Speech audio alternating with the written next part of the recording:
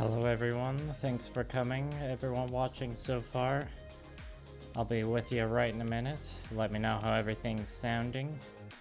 Feels good to be back already.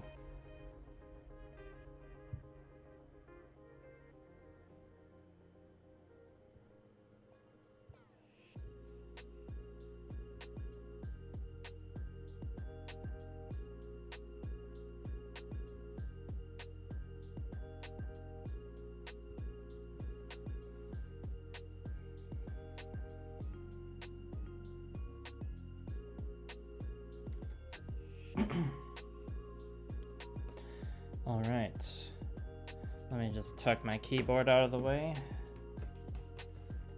I've rearranged the setup for the stream doesn't look that much different, but my room, my office, I've changed the setup once again. Okay. And let's see, we gotta move the mic a bit because it's slightly in the frame. Oh wait, I think I'll move the camera. That's probably better, yeah. Sorry for the momentary camera shake there. So yeah, this is the new setup. The laptop on the desk is in a slightly different spot. I suppose this way I can like look directly into the camera a lot easier. Mic is still slightly in frame. Okay, that's better. Yeah, that's the main thing that's different with the stream. Yeah, let me know what y'all think. If you saw the picture I posted today, you'll know I'm building the RX-78-2 Beyond Global Edition. I don't have the box for it, but the manual does a good enough job of showing it off. Hello, CyberScorpio94. The chat widget was a little finicky the last time I streamed, I think, so I hope that's better this time. Yeah, oh, it looks like it's showing up good. So yeah, this is a high grade. I've been interested to build it just for fun for a while now because it's got like, or it's supposed to have really good articulation, so it'll be a fun kit to just pose around with. I don't find RX-78's drawing me that much when it comes to painting things. Don't know why, maybe it's just that I see the design so much, it like loses impact, but it's still an undeniable classic when it comes to mecha. Yeah, this was a 40th anniversary kit they released. I want to say there's some kind of fancy guest designer they brought on with it, but I don't want to, this isn't a manual reading stream, we are gonna build it, so. And the sticker sheet is very pleasing because we only have just one thing is stickers. Hello Fiverr, thank you for coming. That's right, stream. I need to make sure my autofocus point is, yeah, we're good. Thanks for coming, Fiverr.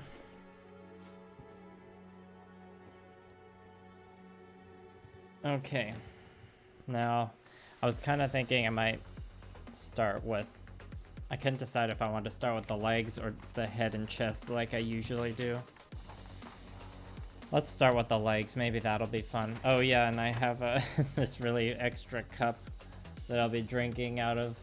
It's like this big G Fuel branded Gundam mug, like one of those shaker tumblers that the people have at the gym all the time. This doesn't have the weird like metal ball thing in it, but so I've got the G Fuel, official G Fuel mix in here. It's like a melon flavor. I had some earlier, it was like pretty decent. I've never had G Fuel before, but yeah, if you want more details of where it came from, damn, I can't open it. Oh, it's because it's locked. Or am I just weak?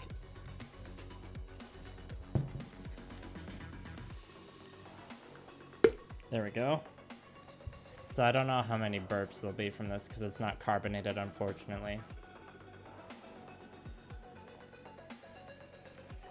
Still refreshing. It's kind of like, you know, Gatorade, Powerade vibes, I'd say. Anyways, that concludes the product placement. It's not like, you know, they sent it to me and I don't really have to do anything, or I don't like absolutely have to do anything with it, but I always like having a beverage when I'm streaming, so why not, right? Alright, so let's build both legs at the same time. They're on opposite sides, though, which is slightly annoying. I think I can handle it, though. And there's not too many pieces with this. I mean, it's like it's a little complicated for a high grade, I guess, but not really that bad. So we'll see. I'm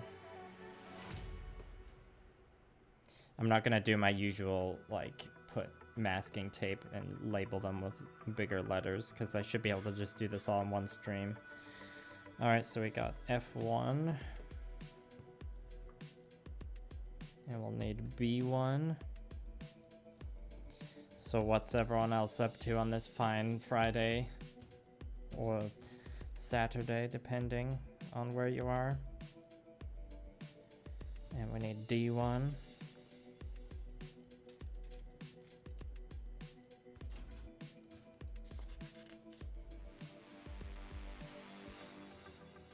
Did I get B1? Yep. Oh yeah, and the feet are separate too. The feet use the same ones though. Right now, let's see what the other leg needs. Maybe there's a way for me to lay out this to make it a little... Yeah, there we go. I can get both legs to display if I just have it out like this. Painting Warcry models, nice. Chillin', cool. Yeah, you've been a painting machine lately, Fiverr. It's a true inspiration. I'm trying to get back into the swing of things, but now that I've got my latest video out, it feels better. And now that I'm streaming again, I did miss streaming, but you know, as I said, I rearranged the whole desk and everything, and then once you do that, you gotta... Okay, B2, we need that. And we'll need F2. Once you rearrange a desk, you gotta... Or I just had a hankering to do a bit of a rearrange and slightly optimize the streaming setup. Did we get D1? We'll need that. Okay. That should be it for now. Alright. Just get myself arranged here. What Warcry models are you painting, Fiverr? Is it those like neon green ones I saw on Instagram?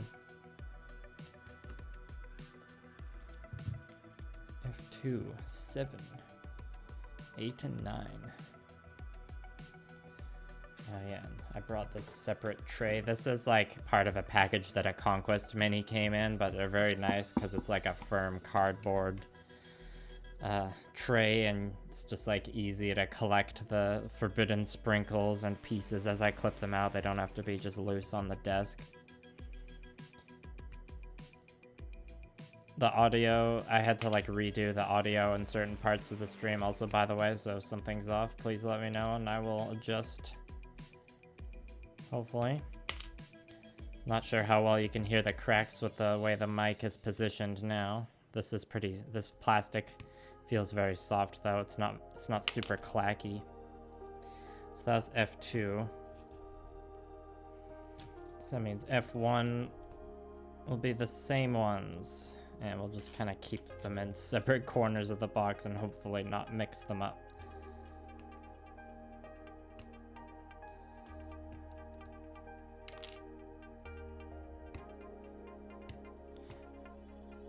The spider one's nice. Yeah, the Adepticon, that's a good solid deadline to have to make a dent in the pile. I'm in a similar position with the cons I'm going to, and end of May, beginning of June. None in the Midwest, unfortunately. And not painting any armies, but it's more like I need to get through the videos I have planned by then.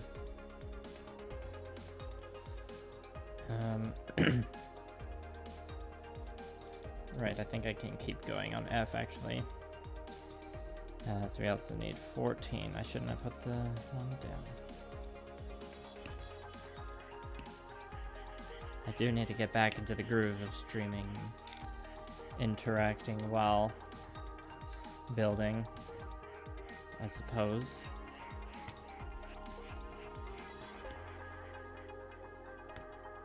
And I should be paying more attention to the display that the camera sees as well. Be a bit more camera friendly with my building. Oh, almost had a burp there.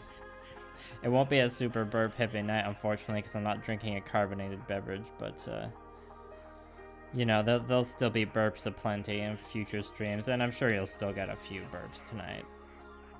Like, who are we kidding? I'm always freaking burping. Okay, this is F1. Okay, F1, 18, and F2, 16.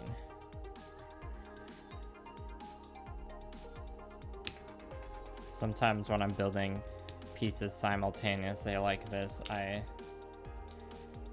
get pieces mixed up anyways, but usually, like, I can figure it out as I build, because, you know, something will look off. And then one here was 16.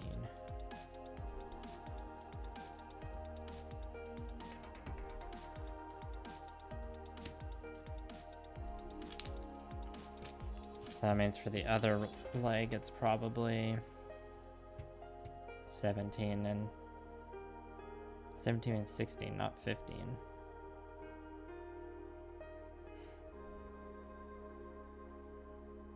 Oh, okay, because those ones are on F1 already. Got it.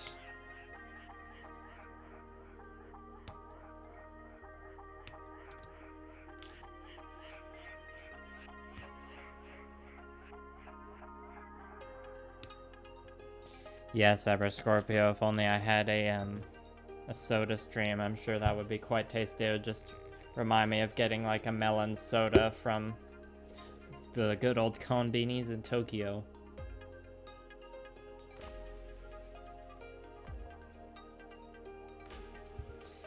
I like how when I'm drinking, the Zaku is facing the camera. I have to drink from this side to show the RX-78, but you know, I'd rather show the Zaku. Char's Zaku, to be specific. Yeah, I'm a real... Sorry, I missed your message earlier. Fiverr, I just saw the one that says, you're a real gamer, so you drink G Fuel. Yeah, right? Certified gamer.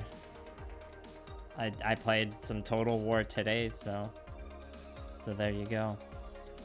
Right, and I missed the feet pieces.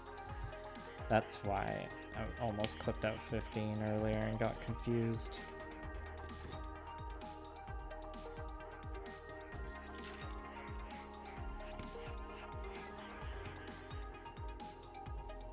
Oh, and good news, everybody. I finally watched The Witch from Mercury. Thought it was super fun. I kind of binged it pretty quickly. Right, the feet. 15, also 10 and 11. All right. 10, 11, and we got 15 already.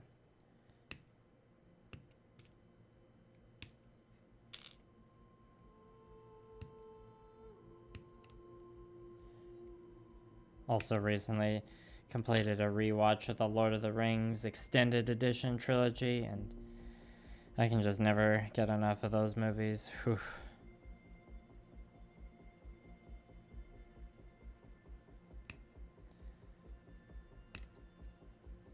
I think I've seen the extended editions probably like 4 or 5 times now. And seen the theatrical cuts more times than that.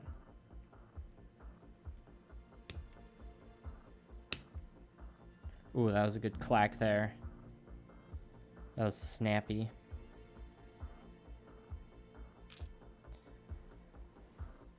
Okay, let's hope I didn't miss any there. Move on to B2. Taking out 3. Also, let me know if the stream looks too dark or too bright, and I can adjust the exposure. So that means the other B gets the same piece.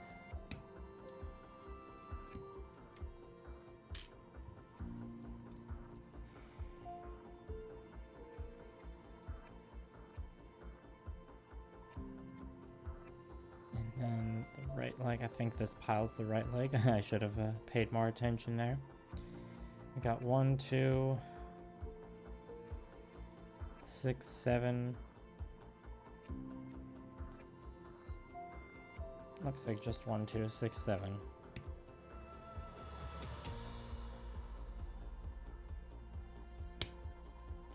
That was a good clack.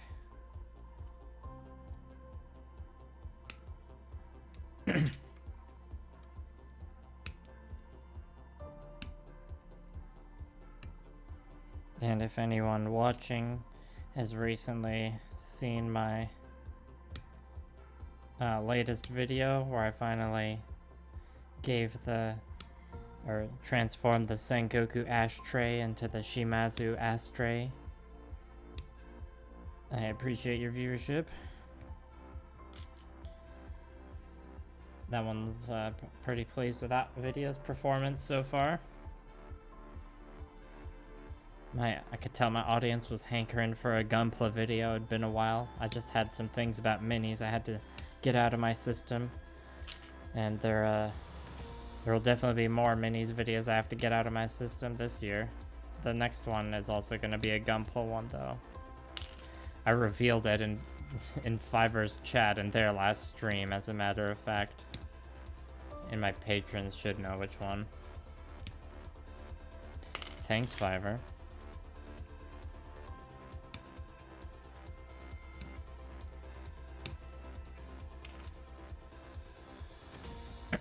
Okay, now D1. We got 2 D1s, that's easy. So I'll just cut out the same pieces out of each.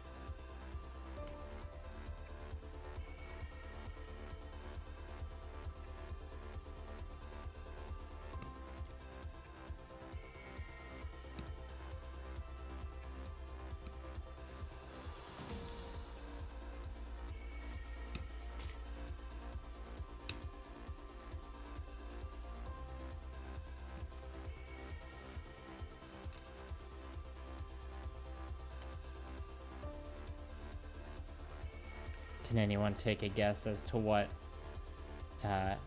Gundam model kit will be customized in my next video? I'll give you a hint. It's a high grade. And I've referenced it in one of my videos before. Okay, I might have mixed up those parts. We'll see.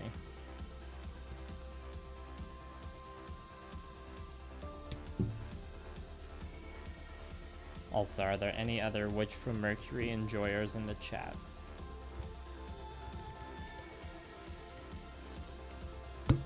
It's interesting to see the mix that they did in the show of appealing to potential new Gundam fans and old ones.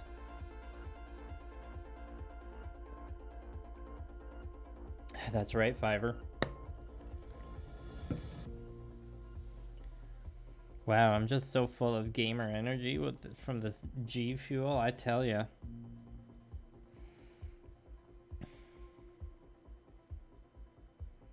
That was sarcasm, by the way, in case anyone was wondering. 9, 10, left leg.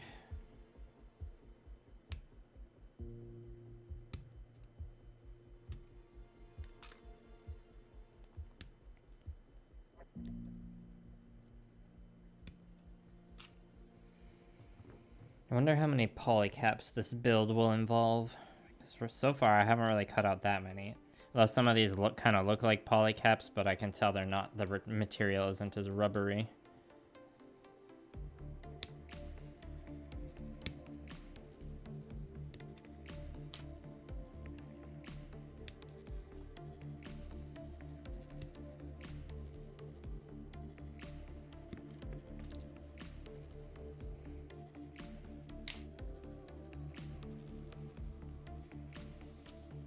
also need D17. That seems to be the last. Despite how often I say that I'm not that excited by the RX-78, I do, or this is my second RX-78 model, but the other one I have is like the bare bones $5 entry grade that I got for free at Odafest last year, so it barely counts. This is basically my first proper RX-78. So it's, feel free to roast me, I guess, if it's been like this long, or I've been building Gunpla for I don't know how many years total already, but it's been a few, and I haven't built a proper RX-78 yet. I've got you stumped, considering there's a ton of high. Okay, I'll give you another hint. It's a Iron Blooded Orphans high grade. That narrows it down a bit. Okay, I'll just do one pile. I'll do one pile, sprinkles at a time.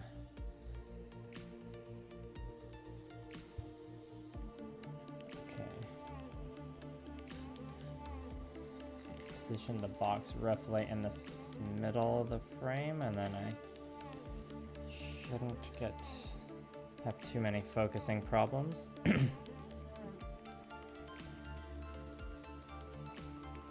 Okay, now we're officially harvesting the forbidden sprinkles.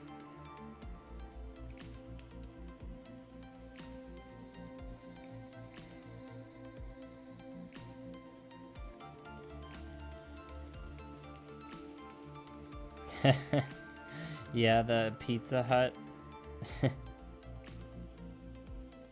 The Pizza Hut product placement and code gas is the best. I love it. I remember the other one I watched it the first time. I was just like,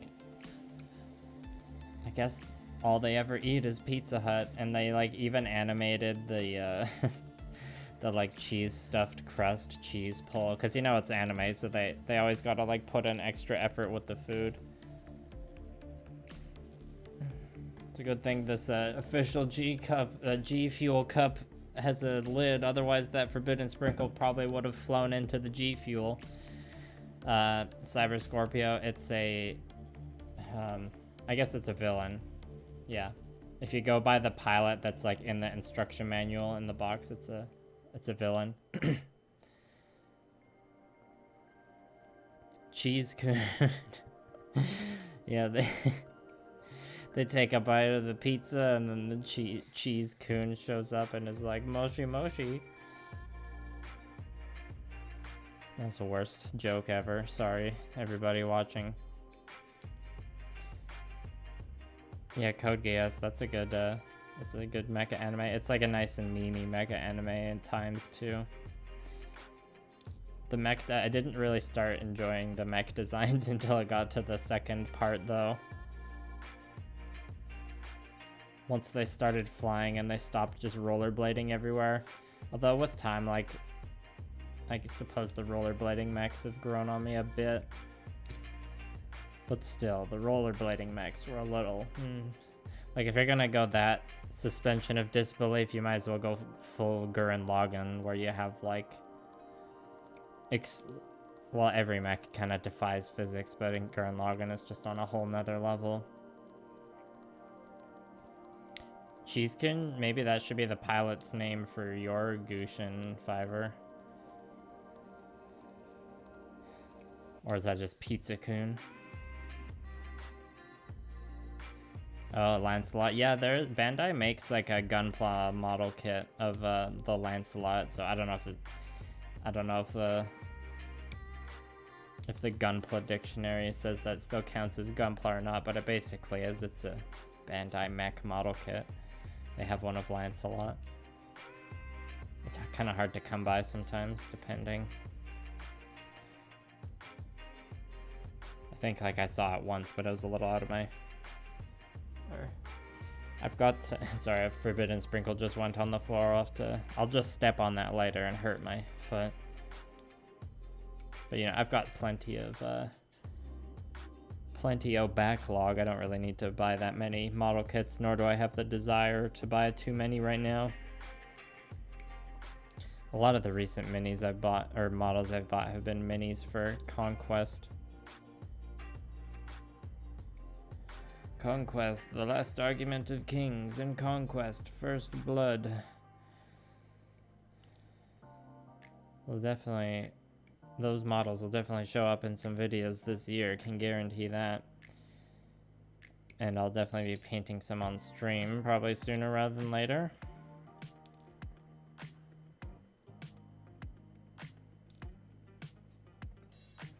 I got a lot I need to paint. I haven't decided how many I want to like set as a goal to paint before the con season starts for me at the end of May.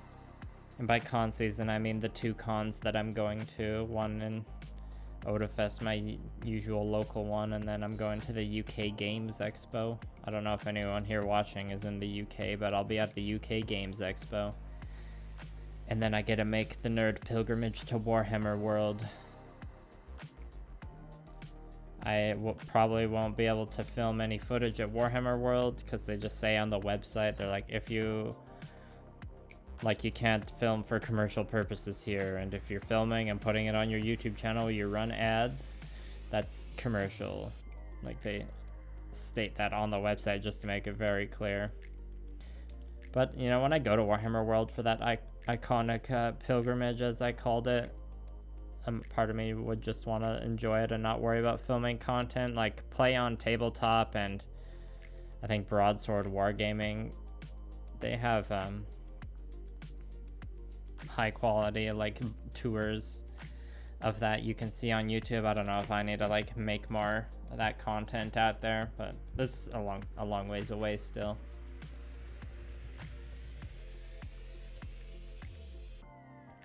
D4s are the same. Worst die to lose. Oh yeah, stepping on a D4 is brutal. And no, it's not the red Valkyrie one. I'll give you another hint. It's green.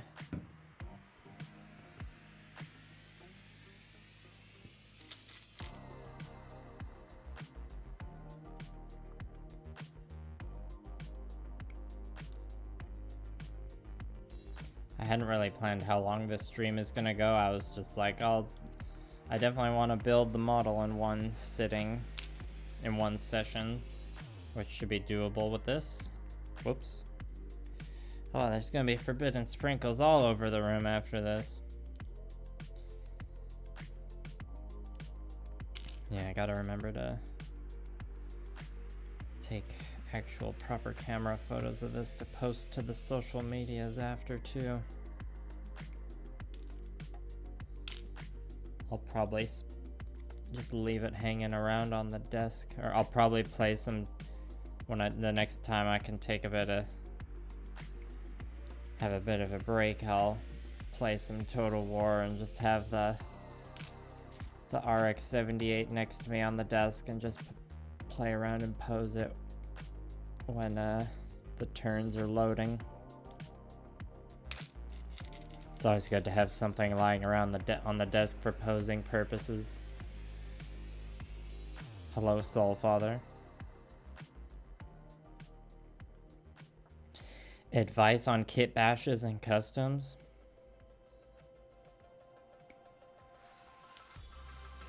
Well, let me think. Yeah, I guess spoiler for upcoming video of one of the videos I'm planning on doing. The script is like very early draft still, so who knows, maybe I'll change my mind, but I was gonna do one that talks about kit bashing, not like a how-to kit bash video. Because I feel like making a like straightforward tutorial on kit bashing is tricky.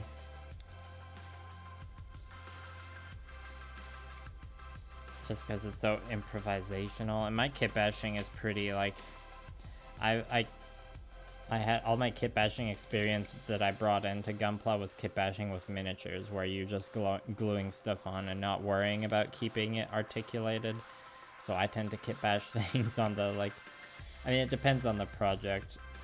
A lot of my projects get partially glued. You know. just because of the nature of the fragile acrylic paints. So I'm usually not that worried about posability when I'm kit bashing, and when I do kit bash, I generally just like, my starting approach is like, what do I want to change about this model that I don't like, or I think could be optimized or might look better if it's like changed just a little bit. And I realized I forgot to cut out the bottom feet piece. That's fine though. Anyways, kit bashing. Yeah, so I figure out the parts that I want to change, and then I just kind of spend a lot of time rifling through the bits bins and just all the spare parts I have, or other like unpainted kits lying around that I don't know what I'm gonna do with. And I just, you know, take pieces apart, stick them together just to see how they look, and just kind of fiddle around and try and use, like, imagine how I would cut it or glue it to fit on. And it's just really improvisational. And sometimes, like the latest video I did was technically a kit bash, even though I didn't really change the kit that much. All I did was added a backpack that was like it was an Astray model kit I was customizing originally, like a variant of an Astray, and then the piece I added was from a different Astray to make the backpack. So it didn't even, like, it blended in really well because it's kind of the original design. And then the shoulder pads were just kind of like fairly basic shoulder pads that happened. I just kind of rummaged through the bits bin until I found a piece that I think would fill the space I needed to, which was that side of the shoulder. So that's a very rambly answer. I don't know if that helps at all, but kit bashing, it's just always, it's like playing with Lego or Bionicles, you know, you're just rummaging around, sticking stuff together, seeing what works. Obviously, if you're gluing it on, don't, like, you know, once you start cutting or gluing, you can't go back, so you gotta spend time. And yeah, or if you can go to the dollar store and get those like plastic bins for parts dividers, those are handy. Sometimes you rummage through a few bits and you're like, oh, this is starting to look good on the arm, but then you run out of time. It's like you can just organize things into the different compartments and keep the random bits organized, so you, like, you know what bits you want to use, but you don't have to like glue it on yet, and you keep it all in its own little bin until it's done. You know, that's better than just like, crap, I gotta go to bed, gotta sweep all the bits back into the bits bin, and then you gotta start rummaging through them all over again in the next building session. Hopefully that makes sense.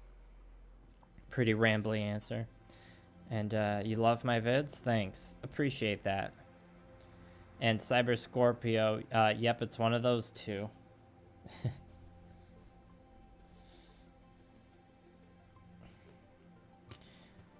I have another Graze in the backlog, so I guess I'll just tell you, it's the Gushin. I have another Graze in my backlog, but it's not the original Graze. I do really like the Graze. Alright, now we can build some leggies. Why don't we? The glare from the light is kind of bad there. If I prop this up like that, kind of looks a bit better, doesn't it? Gives me a better view as well.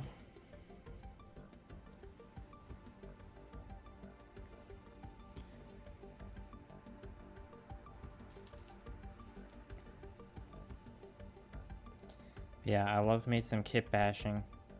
The Conquest minis I've been working on too. I've been doing a little bit of kit bashing with them, which has been good. There was some initial worry at first with that game in general, because the like worry I had. This was way back before I like first bought him. Oh, that's a tight joint.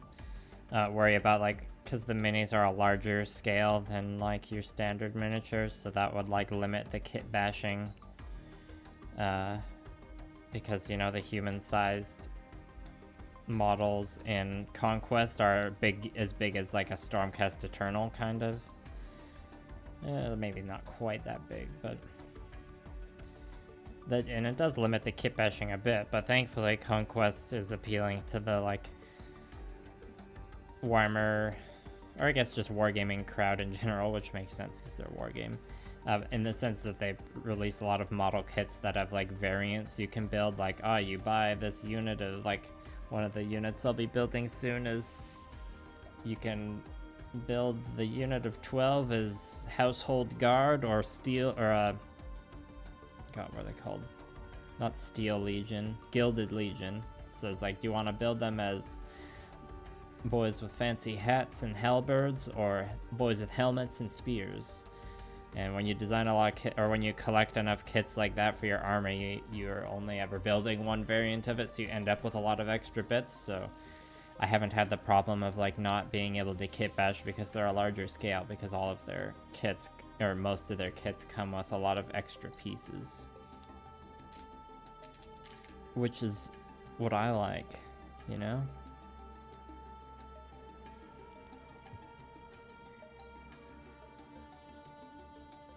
Okay, let's see if I can build all this without messing up.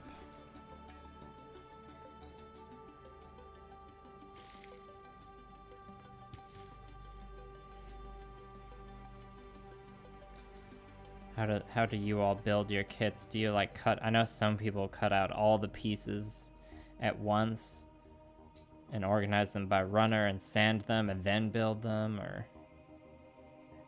some people like cut out one piece at a time and completely sand it before they move on to the next one.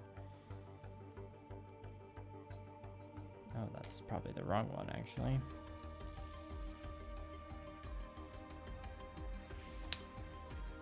Ooh, that was a satisfying snap. That would have been good for an ASMR video.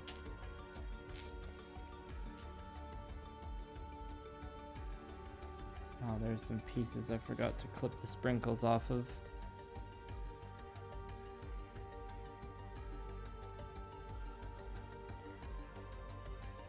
Okay, I need to start. Okay, this one's left, this one's right. I need to be more mindful of that.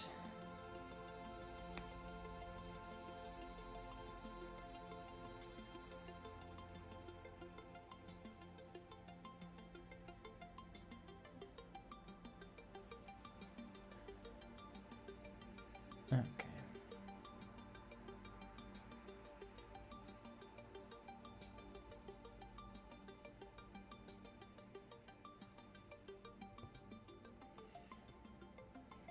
Sorry if my build speed is a little slow for y'all, but I am starting off with the legs and getting the long part over with first, to be fair.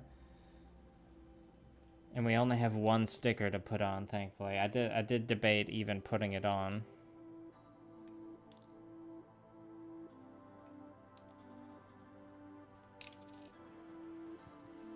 Oh, one more sprinkle.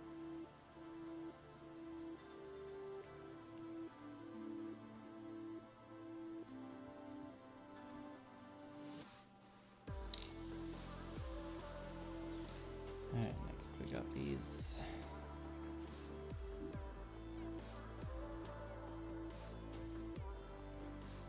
These need to go on in any fancy way. Alright, looks like they're all the same.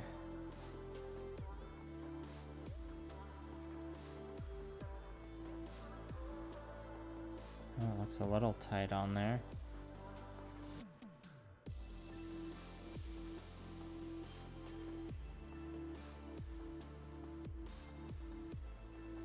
So far, this feels like a kit that would require a bit of extra sanding to properly paint, but that's a step I almost never take. What was my first gunpla kit bash? I think...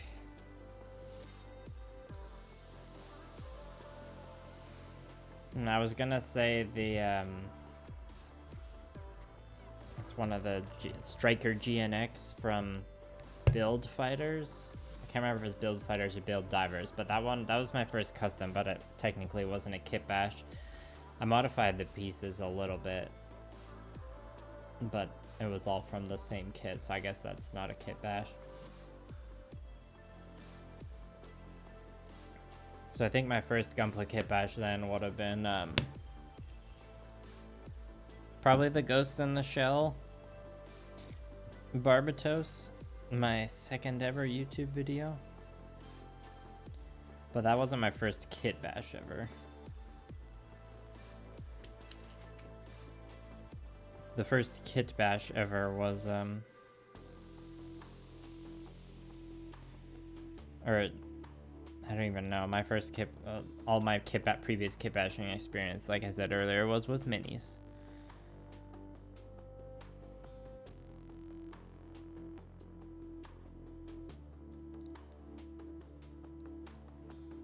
And you know, sometimes that's as simple as like swapping a sword here or there.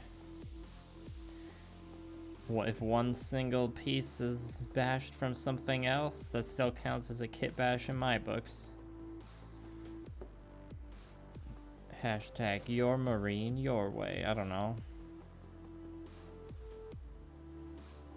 Yeah, Cyber Scorpio, follow the instructions and clean as you go. That's kind of how Blue Parappa does it sometimes, depending on the kit.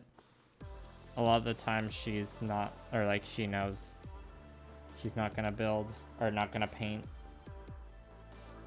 So she's like, oh, I might as well like get the sanding over with as I build, because I don't want to disassemble it later. And that's a very valid point, I'd say. Disassembling for sanding is a pain.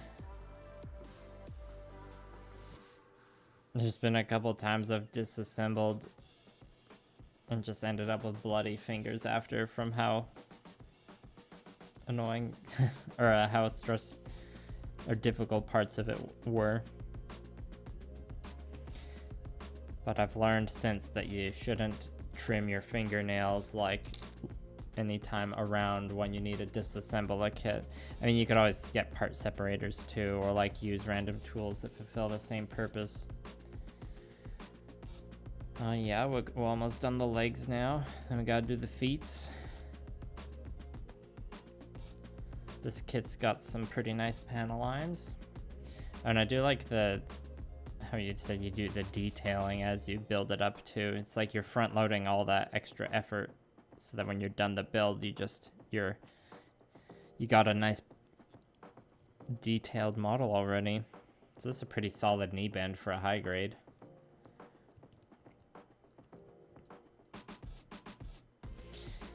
Yeah, that Ghost in the Shell Barbatos. That's I've definitely improved my video production a lot since then.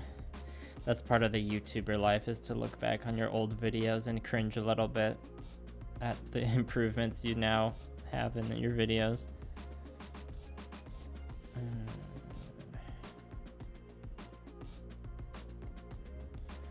Right, let's go clip out those.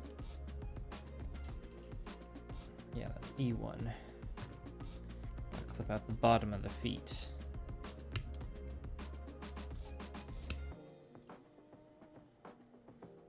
Yeah, when I did the video topic for the last video, the revitalized Astray was from a Patreon poll. And one of the other options on the poll was to revitalize the Ghost in the Shell Barbatos. The Ghost in the Shell Barbatos doesn't have like a failed top coat or anything like the original, or like the Astray did. So like it wasn't in as much of a need of a revitalization. Like it wasn't as much of a meme build, but it's still a project that's old enough that there's a couple things I can see that could be like quick improvements to make to it. So one of the options on that poll, which was months ago now, was to sorry, I lost my train of thought there. Was to revitalize the Ghost in the Shell Gundam. But it ended up being the Astray instead, which I'd say is fair. It's probably in more need of a revitalization, and I did enjoy revitalizing it a lot. Especially how it turned out.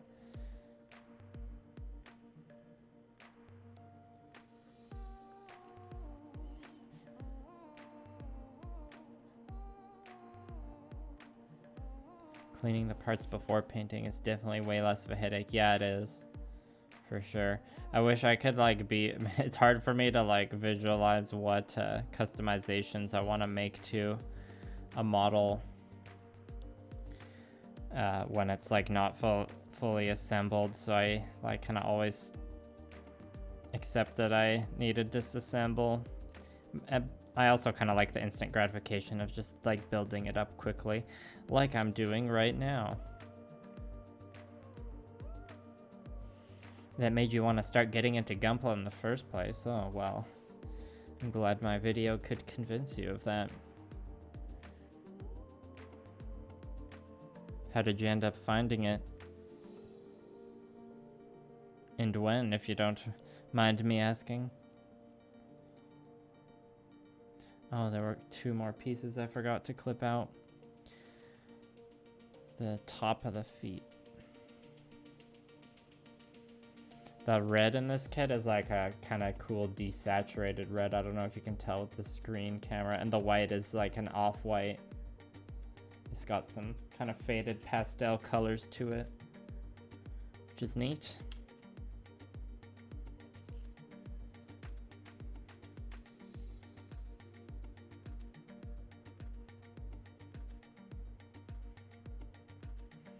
I just thought of something I need to write down to do earlier or do later. It's not very exciting, just can't forget.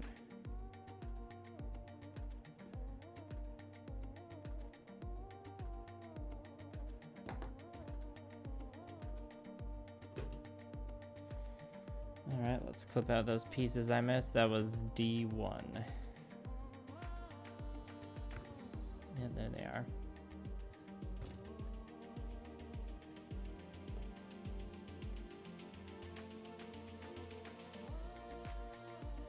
I don't remember what these pieces were. I haven't... Oh, they're for the top of the leg. Okay. I just haven't gotten there yet. Oh, the longest section of the legs is almost over. It'd be weird if the arms took longer than the legs. Does feel kind of nice getting the longest part over with first.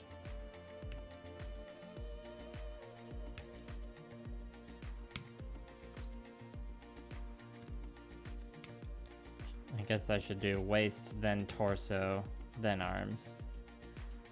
So then I can assemble the body piece by piece.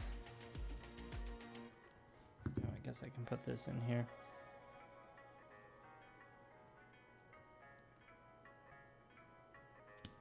Whoops.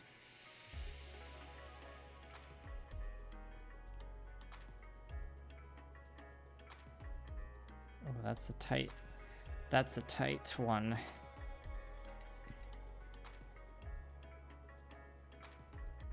Yeah, I am putting it in right. It's just super tight.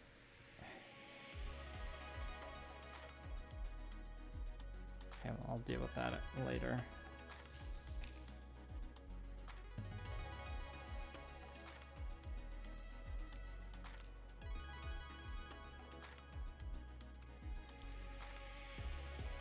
What was your the first gunpla that you got, Soul Father?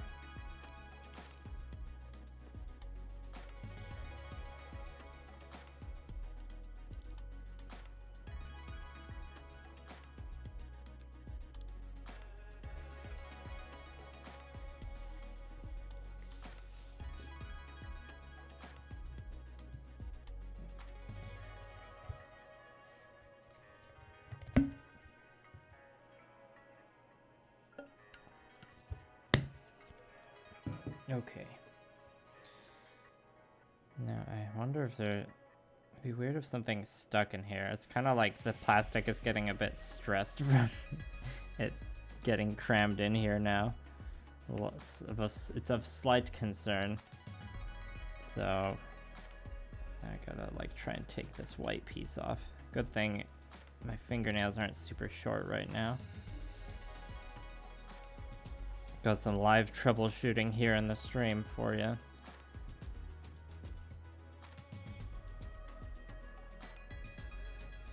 Maybe I'll have to emergency just sand this piece down a bit. We'll see. Oh, these feet pieces are always a bit of a pain to disassemble. There we go.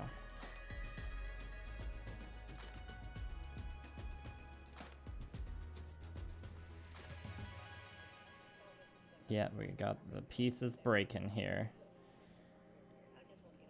Okay. I just gotta grab the file.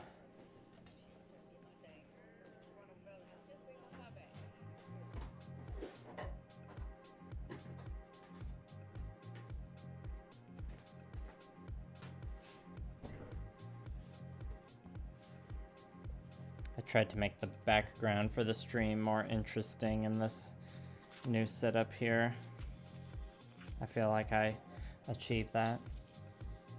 The Barbatos, then the Barbatorus. Nice.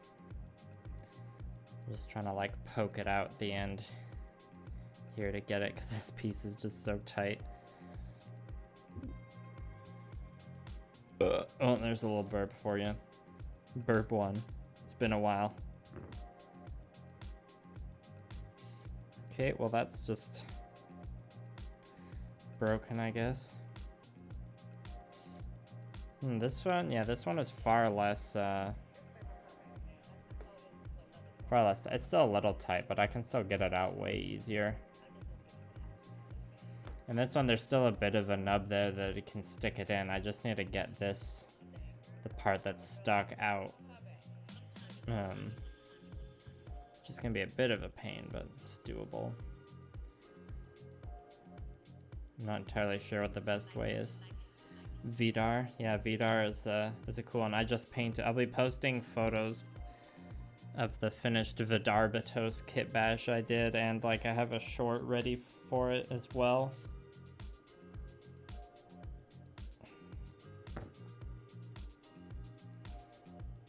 Oh, it's too bad this piece broke. I might have to just glue it for now. Or wait, I could use the pin vise. That's what I need.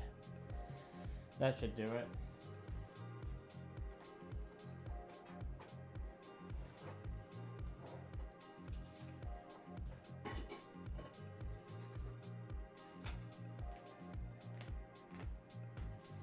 Well, I wasn't expecting this to happen.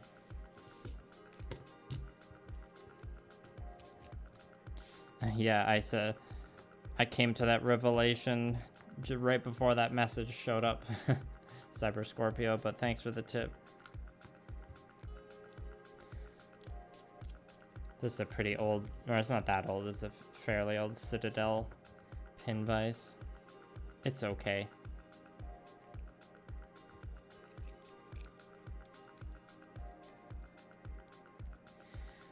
Pin vise time. Is this bit? That should be a good size. Bonus pin vise content, everybody.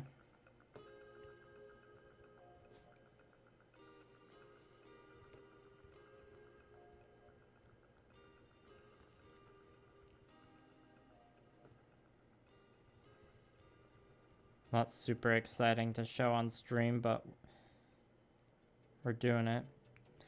Hopefully the foot is still posable. I guess like worst case scenario is just has one foot that's gonna be way less, or it's not gonna be able to sway to the side or whatever.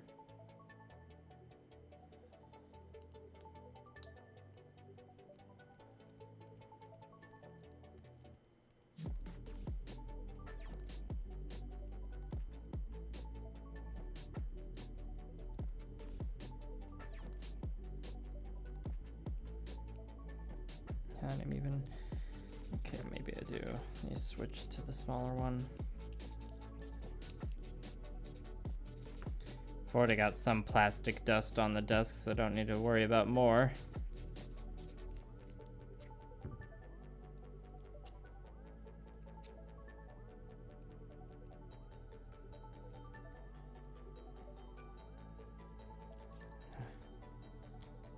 Would I pilot the Barbatos or Vidar? Probably the Barbatos. I like the big bonk mace. Don't know what its official name is, but I just called it the Big Bonk Mace.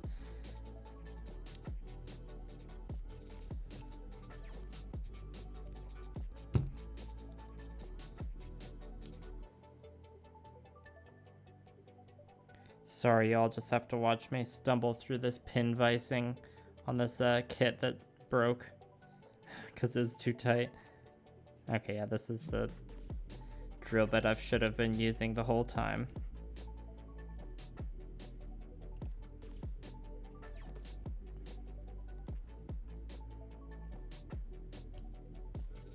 Okay.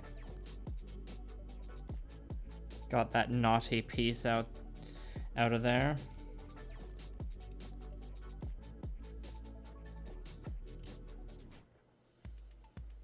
Mace V.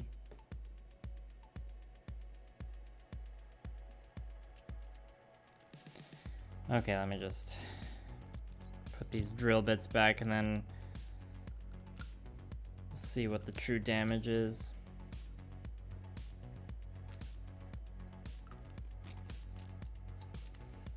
Hopefully just get back to business.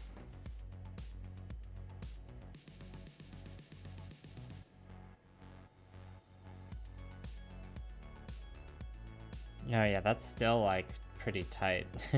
I don't think that'll affect the kit at all, really.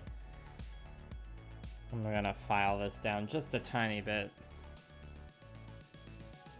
I'm just doing it to the side here to avoid getting too many plastic flakes like embedded.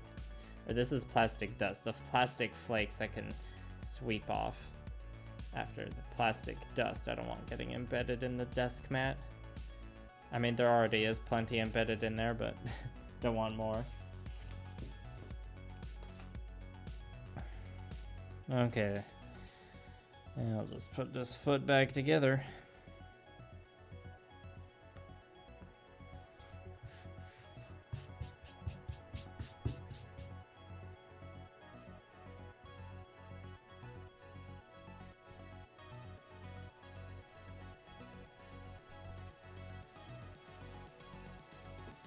Okay, crisis averted, everybody.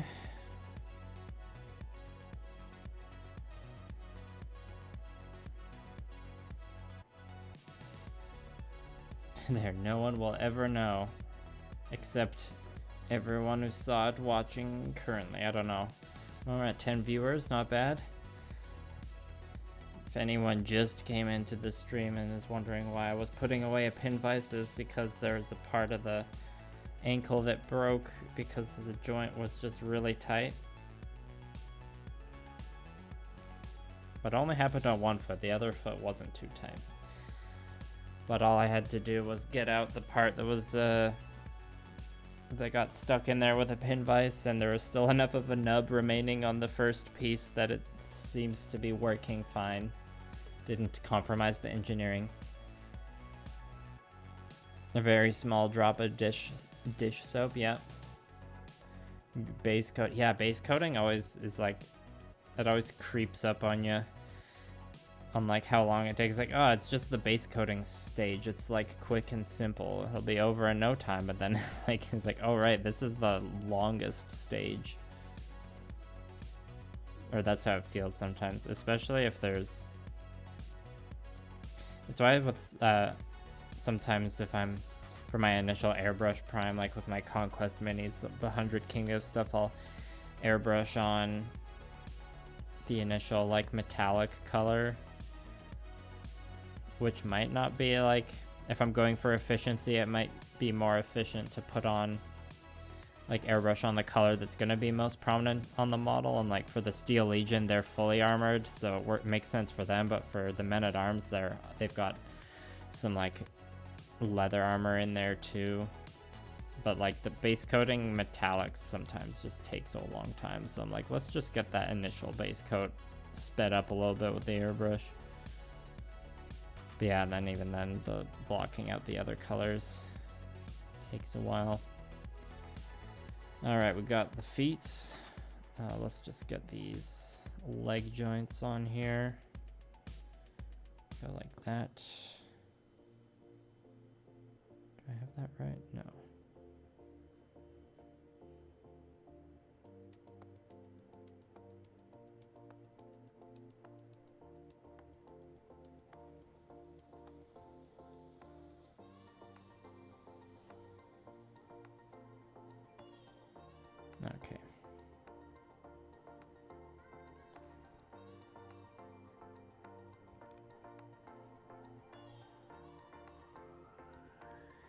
Yeah, this part feels pretty tight too, but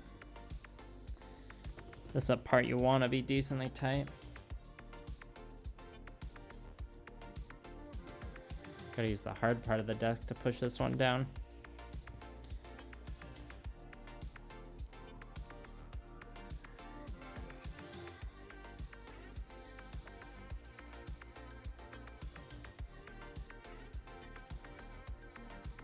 Yeah, you can see I didn't even get it in all the way there.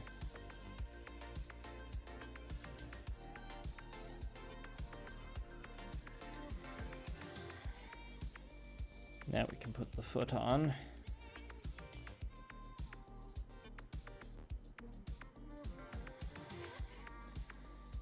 Maybe that's why people say this kit's good for posing, because the joints are really tight.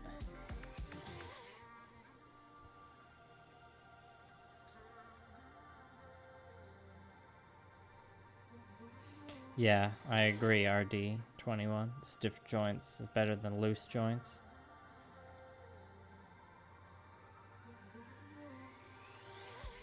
Uh-oh, YouTube said the stream's bit rate's lower than recommended. Not that again. That's usually fine. Yeah, who knows how destroyed this kit would get if I had to disassemble it with how tight it is now. Okay, look, we got legs, everybody. We got legs. Let's do the waist now.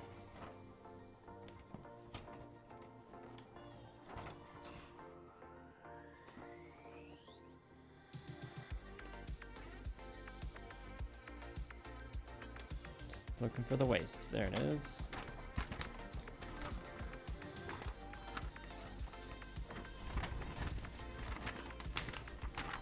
Well, about an hour for both legs. I guess that was like the start of the stream, so we had to get ramped up.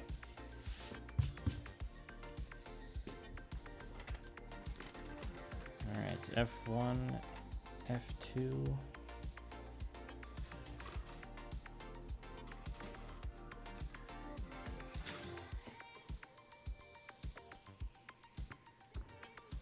A.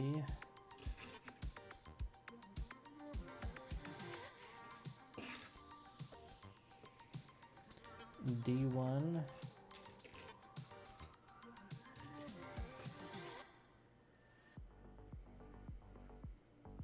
And E1.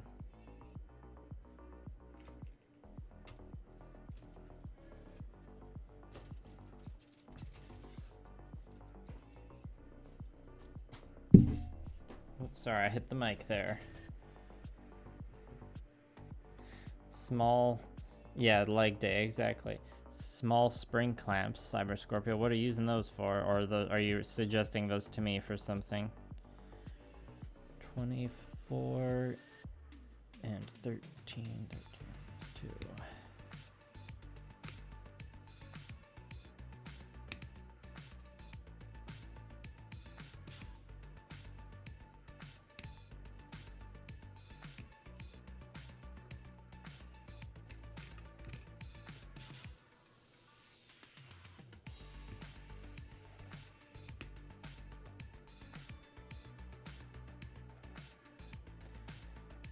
And 21.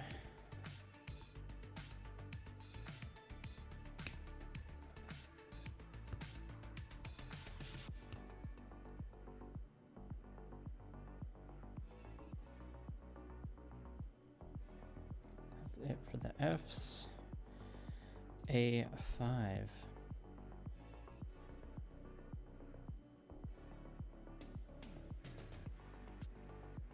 Looks like some solid parts layering going on here. Hence why this kit only has eye stickers and nothing else. I need 9.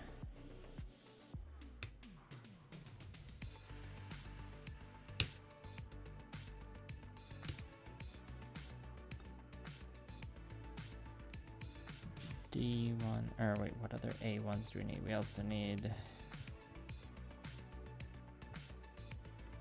A4. And it says I need to cut it in the middle.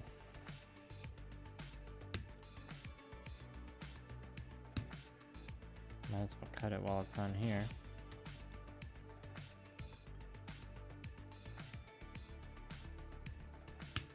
Whoop, that piece went flying. Thankfully it didn't fall behind a crack. And 7 and 8.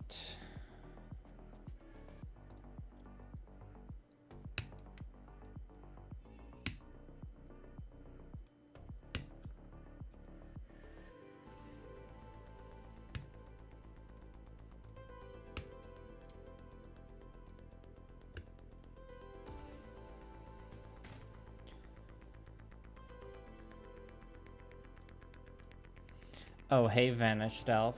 What's up? Thanks for stopping by. Do I take suggestions for customs? I mean, I'll listen to suggestions, but like usually I'm just listening to them. Usually I kind of already have an idea of what I want to do. And I have a Barbatorus. I don't have a Barbatos lupus, but the Barbatorus I already have a kit bashing idea for it that I'm gonna do eventually, but I've really liked the idea I came up with, so I'm gonna stick to that.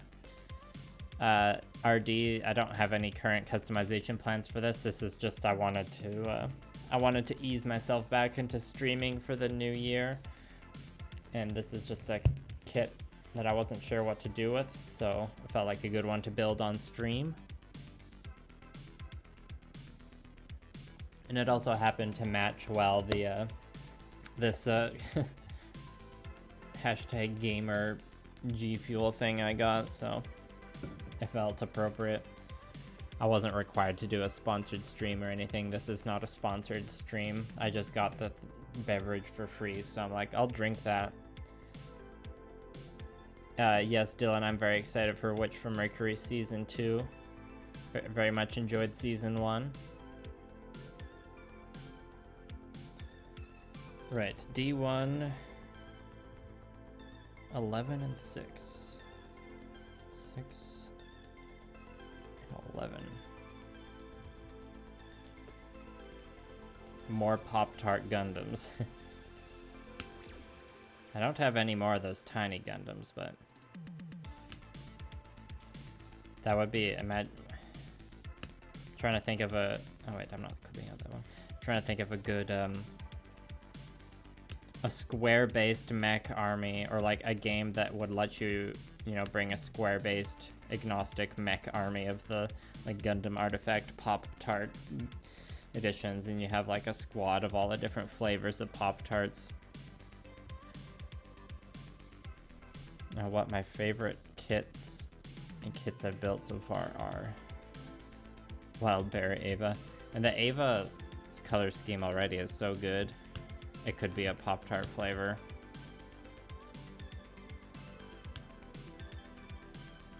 Oh, I see what you mean, Cyber Scorpio. Also, that was Burp 2.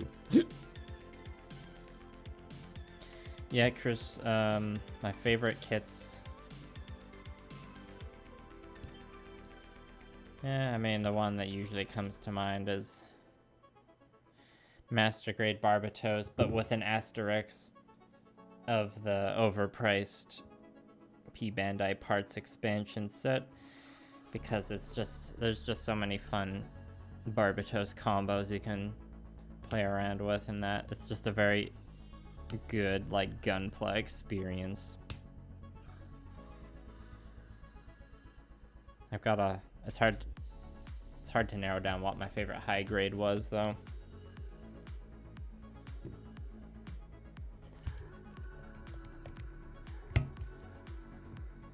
Yeah, that does sound great, Dylan. That's right, Vanished Elf. Live Clackies. I just finished the Clackies portion of the waste here. Now we're gonna harvest the Forbidden Sprinkles. So the tiny clack, or the softer Clackies. The light clacks.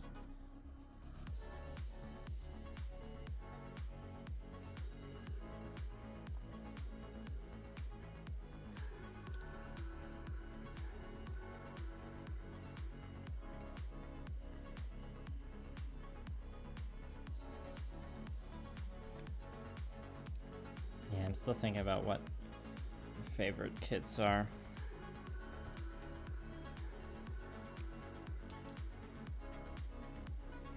The Buster Gundam was pretty good.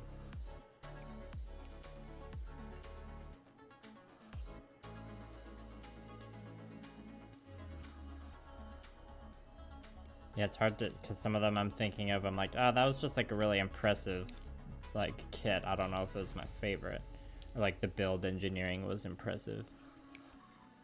Soft clackies, soft borps. Yeah, the beverage I'm drinking isn't carbonated, so just soft borps tonight. No, like, loud, rambunctious ones.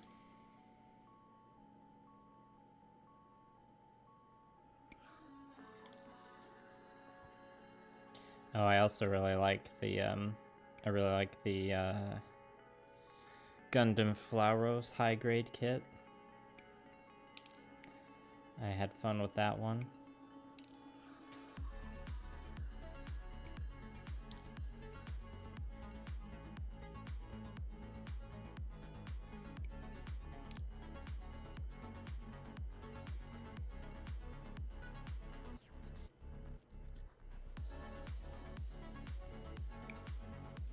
The high-grade Messer was really good as well.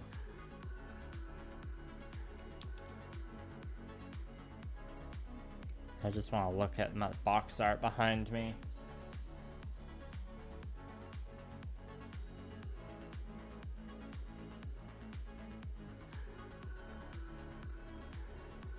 Carta's Grays was really good.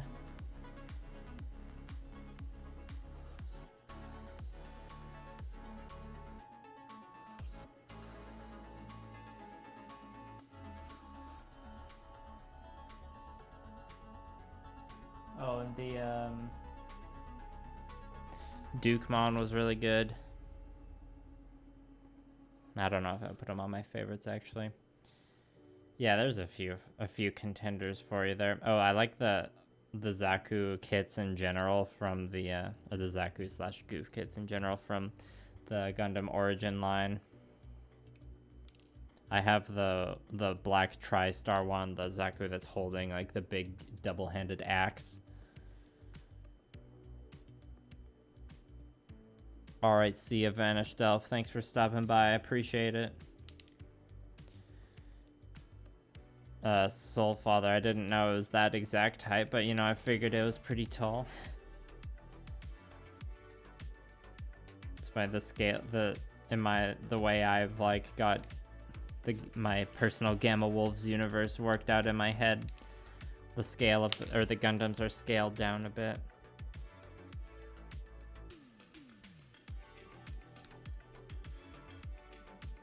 Oh man, I'm gonna, there's just another sprinkle that just flew onto the floor. I'm gonna like have so much fun stepping on sprinkles until I sweep. I've got like some other kits I'm building right now and recording for like ASMR for videos too, so I'm probably just gonna like, the next few days of work for me are just gonna be a flurry of sprinkle harvesting, and I'll just do a big clean of the room at the end. Some of the ones I'm building are minis though, so it's just plain sprinkles, not forbidden sprinkles. Let's see how the sprinkle harvest is so far. How tasty does that look? And by tasty, I mean please don't eat these. It's a joke. I think you all know that though. Sniper Vidar. Sure, that would look cool.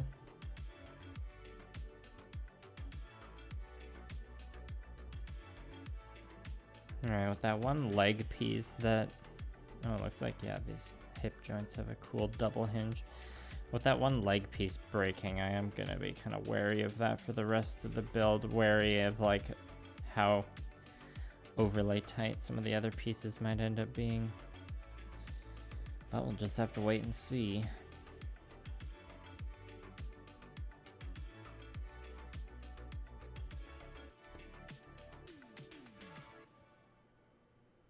Yeah, this waist feels like it's just speeding on by with how long the legs felt, especially after that broken part.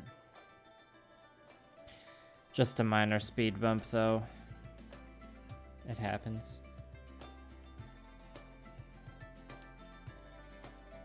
Gunpla can't always be as effortless as Lego. I mean, it's never as effortless as Lego, I guess. D16. All right, these ones. Okay, we gotta swing it down first and then attach it.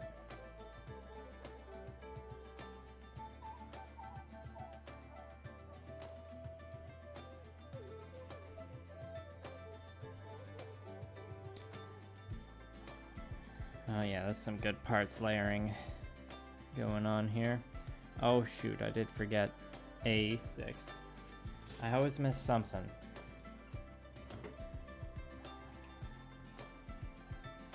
Haven't had a perfect run yet in this stream anyways. Polykatos, that's your sniper Vitar. Sniper Vitar. It's always nice to have a concept behind it. Sometimes I have a concept.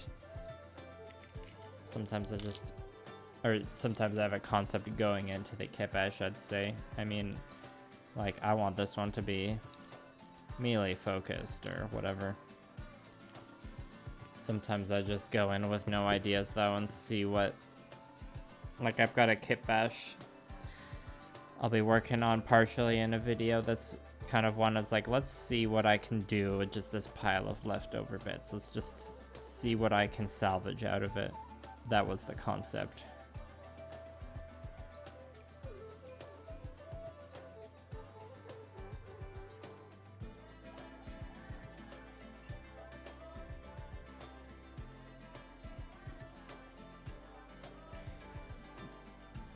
Oh, I gotta hunch over less.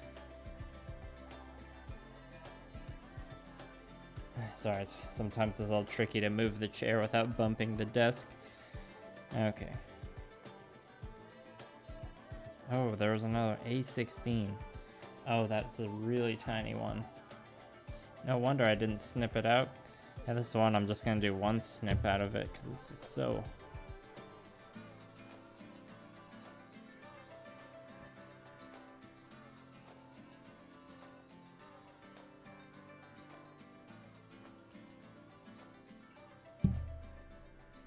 Sorry, I bumped the mic a bit there.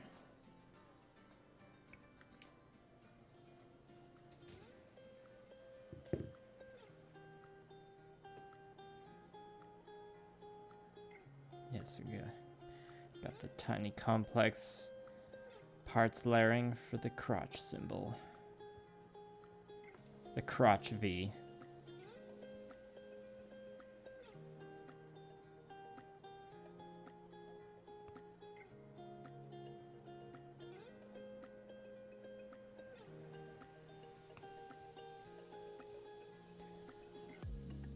I guess I can show more of a close-up of this when it's done. Okay, one, do here.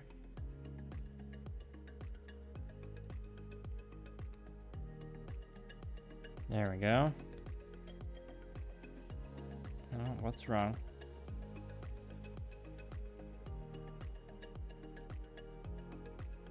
Why don't you want to fit?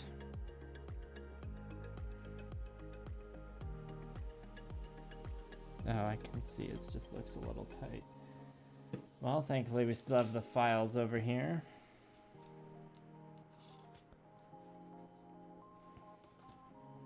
Soul Father, I think all my grazes I've gotten just from local shops in my area.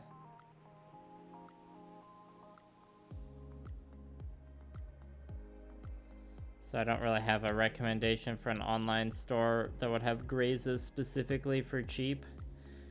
But, you know, I have the one affiliate, or like a couple affiliate links for Hobby Link Japan in the video description, so you can shop through there if you want. But, you know, if don't feel pressured to,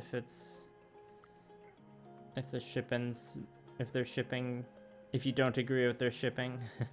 So that's what I'm trying to say. I always kind of default to suggesting supporting your local retailers though, if you can. But, you know, not everyone has a local gunpla retailer.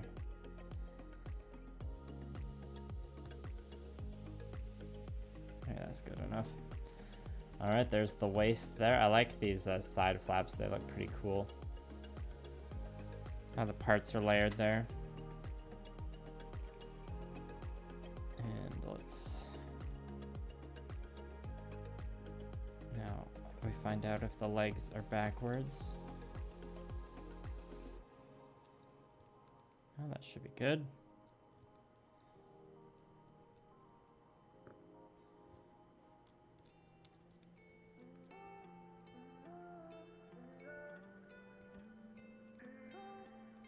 Yeah, so definitely some issues with this kit being too tight. Or at least on my plastic.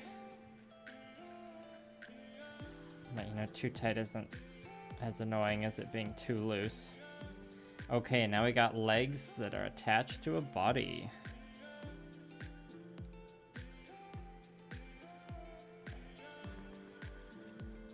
Oh yeah, there's a lot of bending that can go on there. Anyways, I believe I want to do the chest next. Yeah, Amazon isn't a good place to find cheap gunpla. Yeah, painting inner frames of anything is always a little stressful.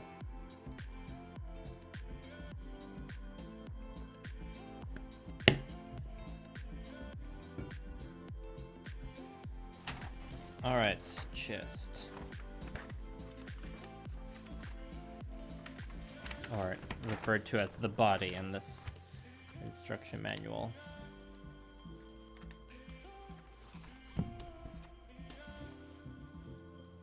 Nice, that reminds me of a builder I follow on Instagram. Kyoe Fish, I think his name is. Or their name is. They used a bunch of leftover runners and like kind of glued a bunch of them together and did some hardcore sanding and filing to make a cool like barbarian bone axe. Alright, we need A, we need F1 and F2 and E1.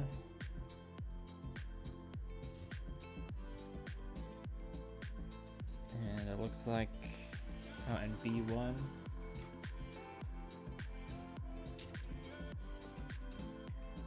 Looks like just those for now.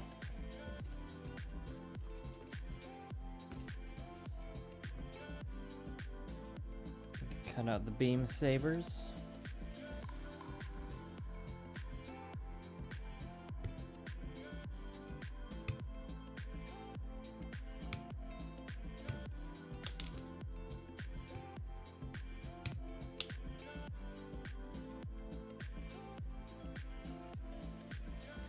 That's it for B1 for now.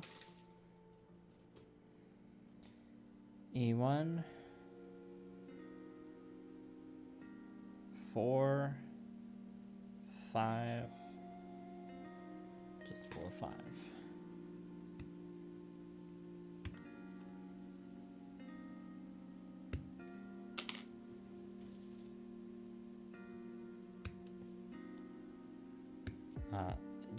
Has anyone in the chat experienced with reading Tolkien's Lord of the Rings books other than the main trilogy and The Hobbit, like The Fall of Numenor, or like any books like those? I've read the Silmarillion, and I know eventually I want to like read more of the extended Lord of the Rings fiction. I'm just not sure which ones to start with, you know? This is F2, so we need 12. The Silmarillion I could definitely, alright, should definitely try and reread it sometime, because it's very dense. Lots to pick up on. Or maybe just reread parts of it. Denji on a stick? Oh yeah, that's because it's the chainsaw one. Yeah, the weapon that, or like the model kit version of that weapon is really good, because it has like a kind of hinge mechanism where you can move the handle in and out, and the like chainsaw opens and closes.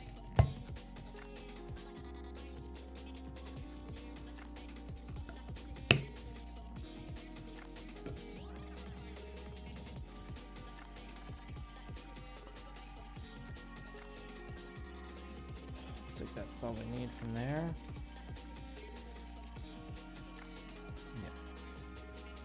Yep. 26-25.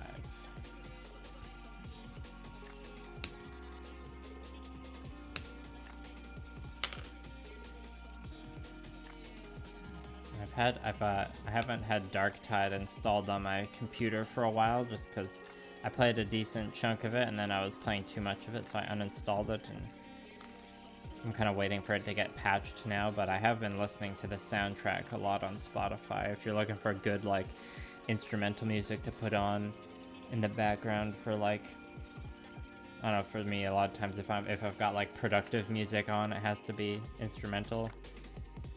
And the Darktide soundtrack, which is on Spotify, is instrumental in doing that, or in providing that.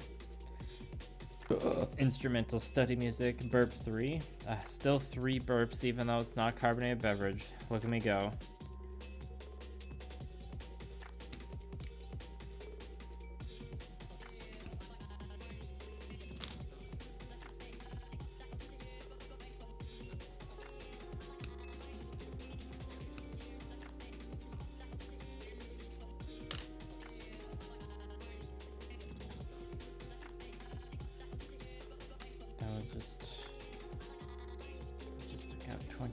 Is that the wrong piece?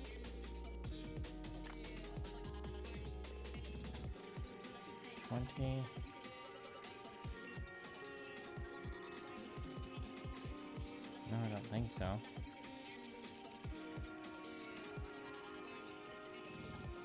Okay. Oh, okay, I see. That's where 22 was. Alright, now 12.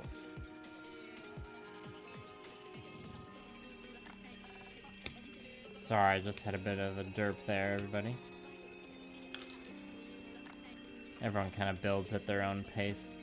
I don't know. It's relative, so I don't know if I'm doing it comparatively fast or whatnot. It doesn't really matter. 8, 12, 13.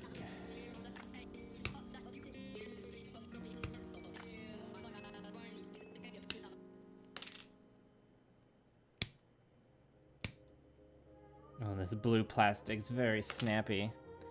It's clacking hard. Denji is a good cat name, Fiverr. Yeah, I really need to watch more of it. Been too distracted with Lord of the Rings media. Open Pandora and leave it on shuffle. Yeah, that can work too. I've never used Pandora. 14... I'll just... Okay, I can see which ones I need.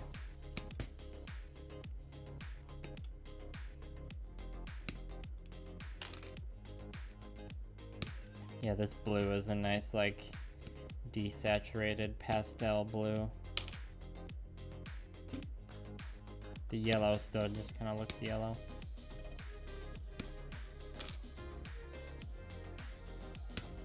Maybe the whole thing would look too pastel if the yellow was like more desaturated.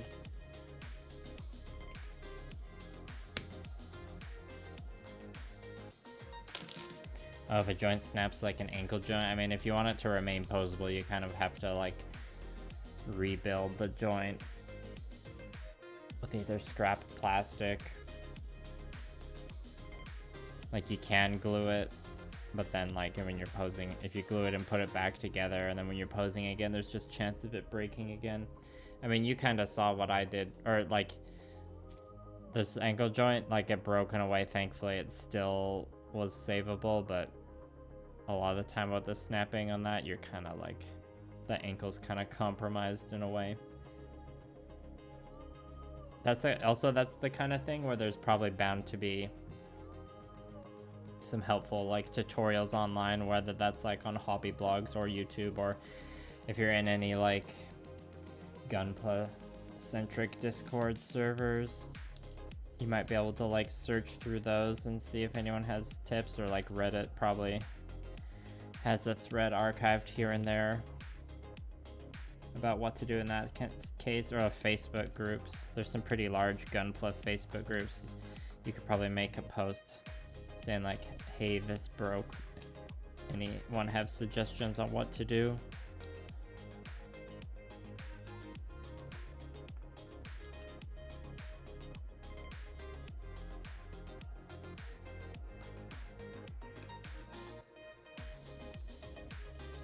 Sorry, I missed that message earlier. For me, like if this ankle had broken to the point where like it wouldn't be as posable, like it was more compromised, I probably would have been like, well, I guess this is gonna be a hand-painted project. Or like a full model Mayhem style project where the pose gets like somewhat locked in place. Because it's like, well, that ankle's compromised, so it kind of has to be locked in place anyways. That's how my like miniature or like wargamer brain works. So but I know if you're like purely a gunpla person, the thought of like locking any articulation might be not your jam, which is fair. You know me, I always got that hybrid approach.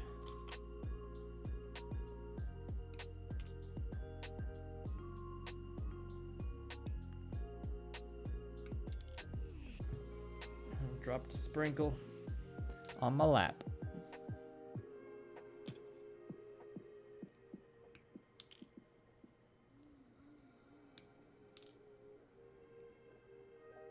Definitely the blue plastic has the best snap.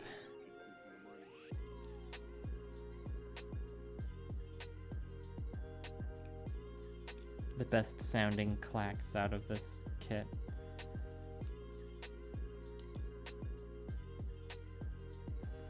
Yeah, if I was painting this kit, I would definitely have to sand down a lot of areas that are to make them looser to be able to accommodate the layer of paint they would get.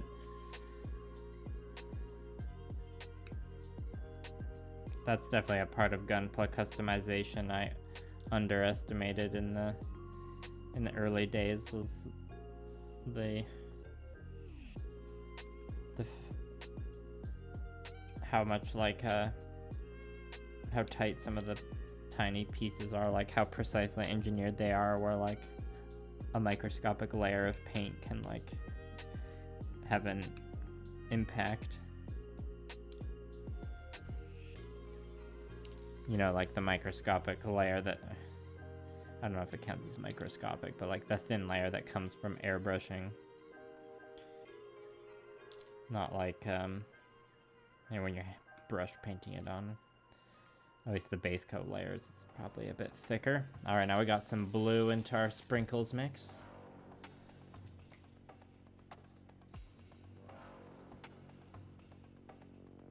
Now, how did your coworker help you fix it, Cyber Scorpio?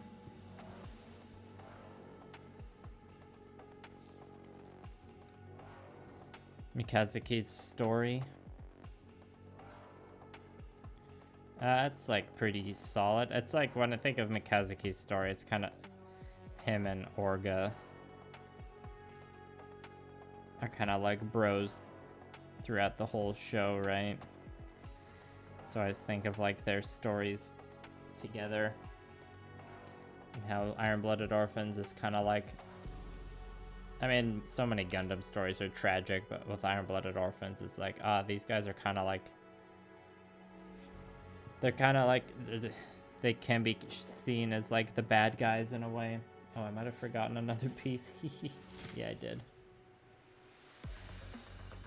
It's like Tekadon can kind of, they're kind of like antagonists in a sense, but like the antagonists of the world in Iron-Blooded Orphans are the protagonists of the show. Like Tekadon is kind of a terrorist organization that does some not great stuff as well.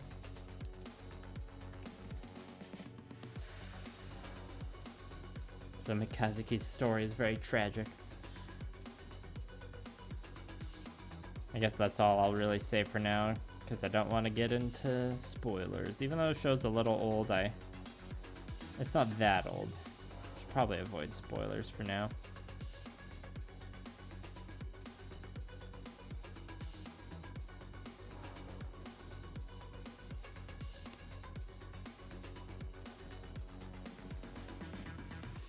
Yeah, this kit's got some interesting engineering. Definitely say it. The name Beyond Global is fitting. Yeah, it looks like a piece might have snapped here. No? Okay. Oh, yeah, the piece does feel a little...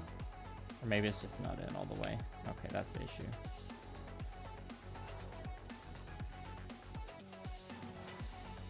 Yeah, the more I build of this, the more I'm like, I don't know if I want to paint this.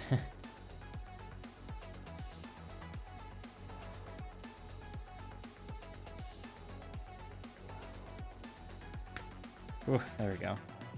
Mike definitely picked that one up.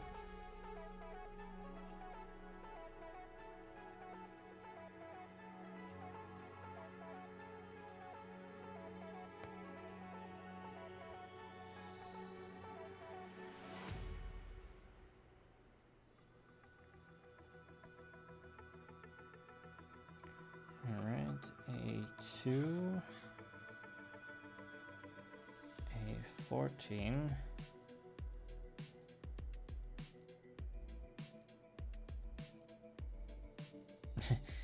Yeah, so that part of the show is like funny how it ends up happening when you like consider what his condition is like by the end of the show. But let's be wary of the spoilers now. Careful.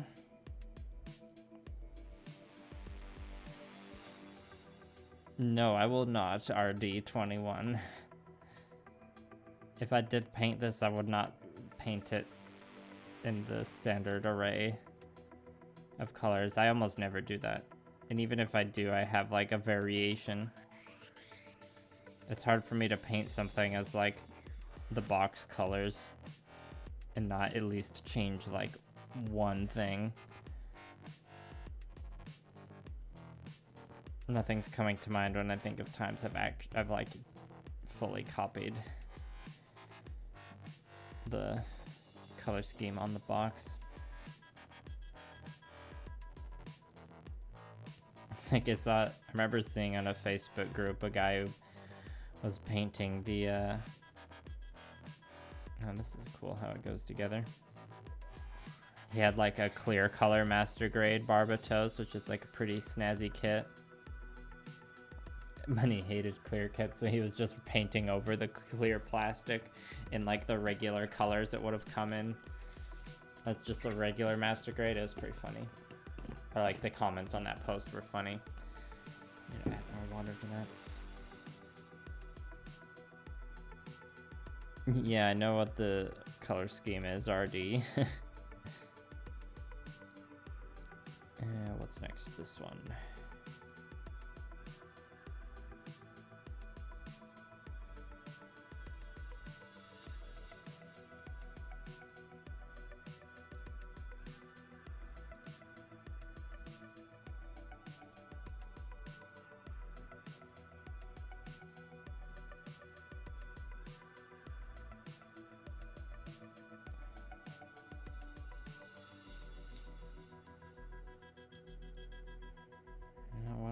In here.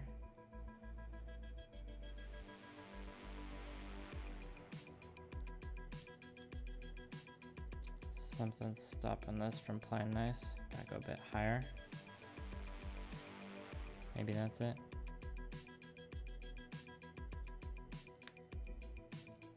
No, I heard a snap there, so that should be good. Now for this part.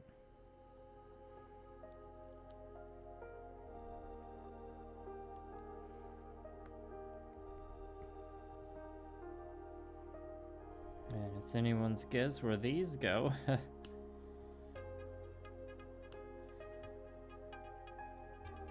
And boom, there's the torso. Let's stick it on the leggies. Got some good ab posability here.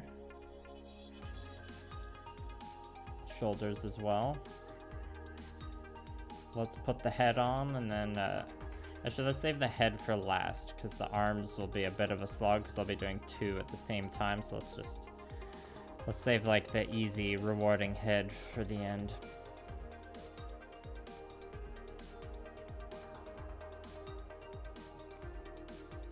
Onto the arms. It's been hour and 43, so the waist and the body took 45 minutes. The legs took about an hour. Okay, arms.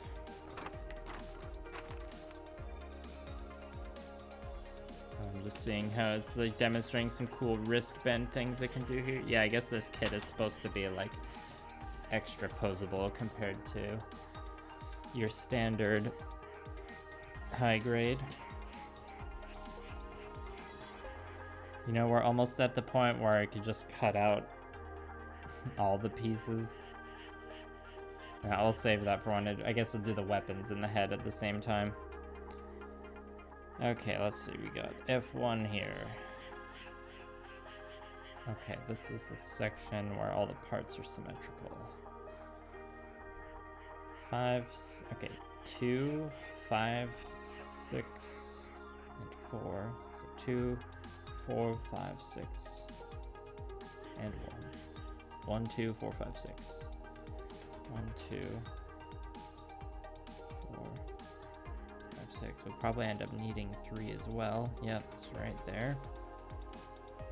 Alright. It's always nice when they're laid out in a easy to follow chunk on the runner. Oops, I almost called it a sprue. My miniature wargamer's showing. Ooh, that was a snappy one.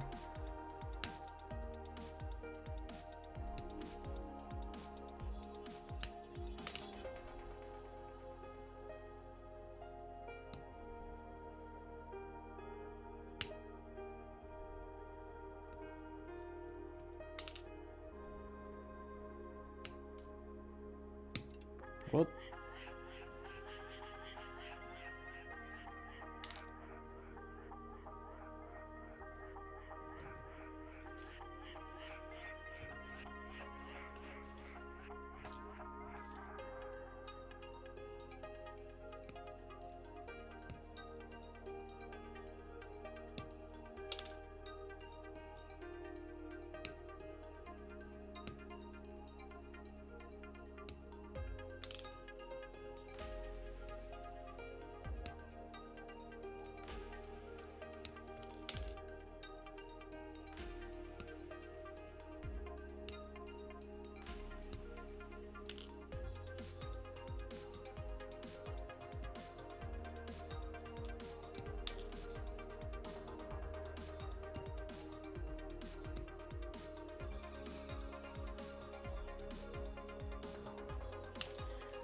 Alright, sorry, I got in the zone with the clip in there.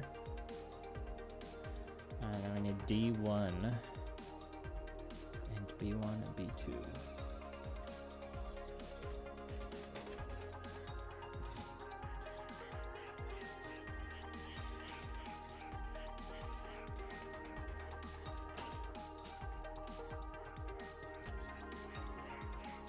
That reminds me of something I need to check on the because it's been a while since I streamed. I need to make sure. Just be awkward like sound doubling for a second.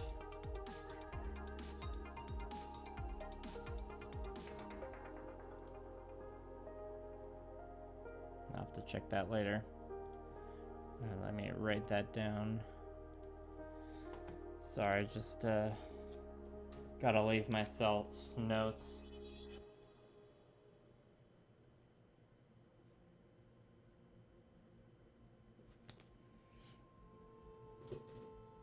All right. 4. Oh, it's pretty straightforward. I'll probably end up needing 5 as well, right?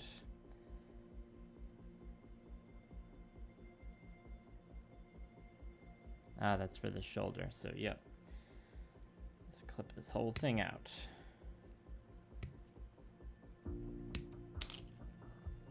It is pretty impressive that they've got like wrist bending gimmicks in this high grade kit, all things considered. Usually the high grades don't get that fancy. Well, this runner is officially empty. Huzzah.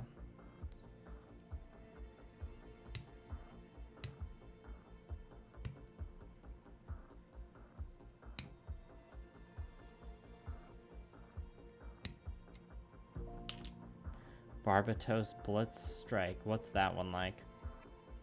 And yeah, Cyber Scorpio, I don't really think there's a difference. It's just kind of funny. It's like, I think it's just literally the terminology used. Like, the miniature companies use sprue and the model kit companies use runners. I don't know, like, where the difference, I don't know where the split started or, like, what the proper scoop is.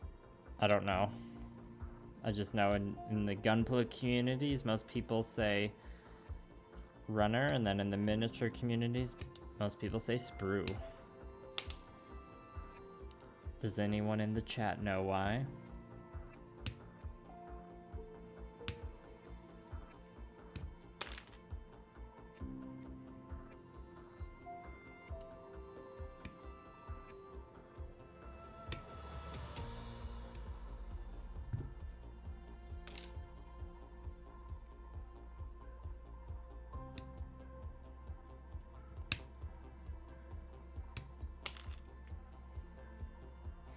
Another runner down.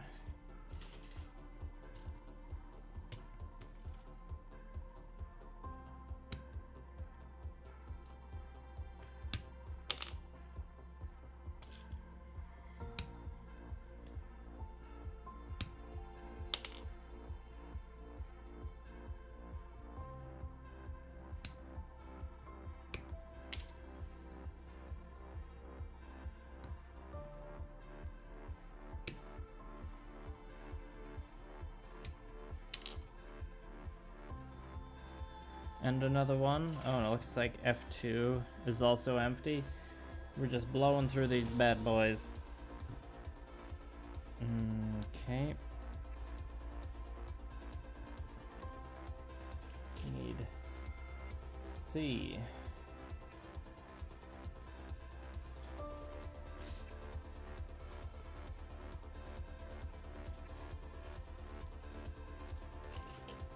Yeah, we'll be speeding through the rest of this kit pretty quickly, it feels like. Barbatos first form and Lupus combo with blue Berserk Eye effect.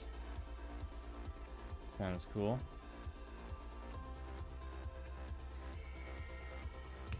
Barbatos Lupus. In between like the three main Barbatoses. Like Barbatos, Barbatos Lupus, and Barbatos Lupus Rex. Probably like Barbatos Lupus. Maybe looks the best to me. They all look pretty cool though. It's like I've got favorite elements from each one.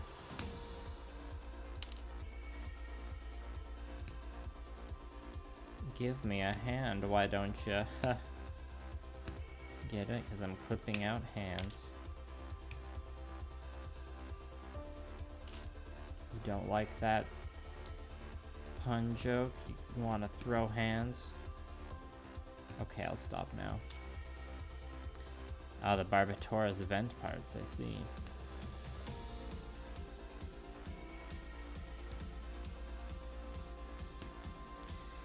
Yeah, I don't think it would be a translation thing.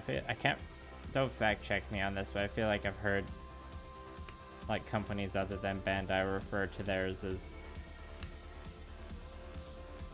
runners, but yeah, maybe it could be a translation thing.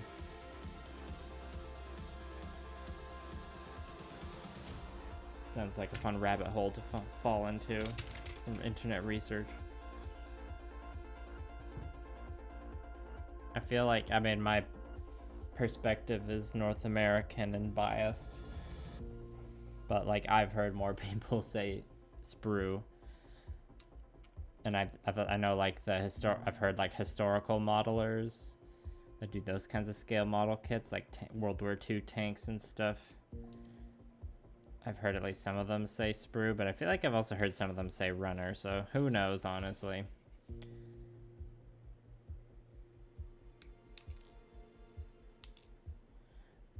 I can't say I've seen too many arguments spring up about it, which is good. Seems like a dumb thing to have arguments over. Sorry, the forbidden sprinkle I just clipped, like, flicked right into the mic. Hopefully that didn't make an awful sound or anything.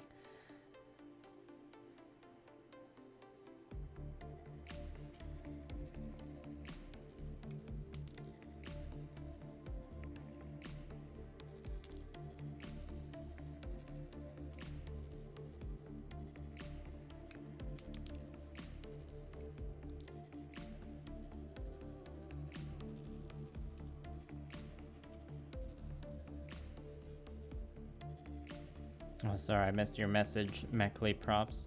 A color combination that I want to use that I haven't found a model that works for it yet.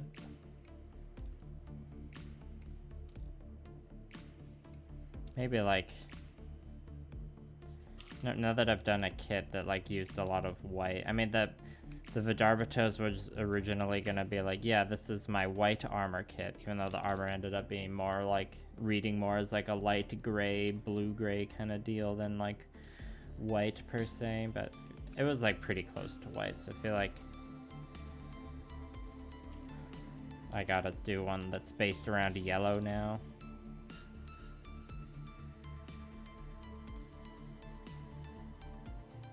Yeah, the next Gunpla project I'm working on that's being painted, I haven't decided on the colors yet. I might narrow it down to like a list of a few colors and then like make a Patreon poll for it. So I occasionally make polls for the patrons to vote on. But we'll see. I gotta, usually I'm like figuring out the kit bash first and then I decide the colors. And the next project is also going to be on a round base, so I'll probably decide how I want to paint the base first and then pick the colors from there. But another spoiler for upcoming videos, I will have a video kind of explaining my color selection process a bit more, so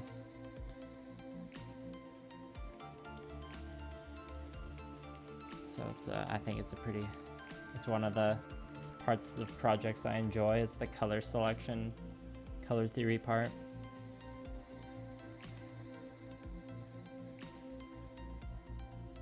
I love me some good leg vents, Soul. There's some cool leg vents to be found on the Iron-Blooded Orphans kits. The Vidar has some pretty spicy leg vents, or they're like leg thrusters. That's a pretty unique design element.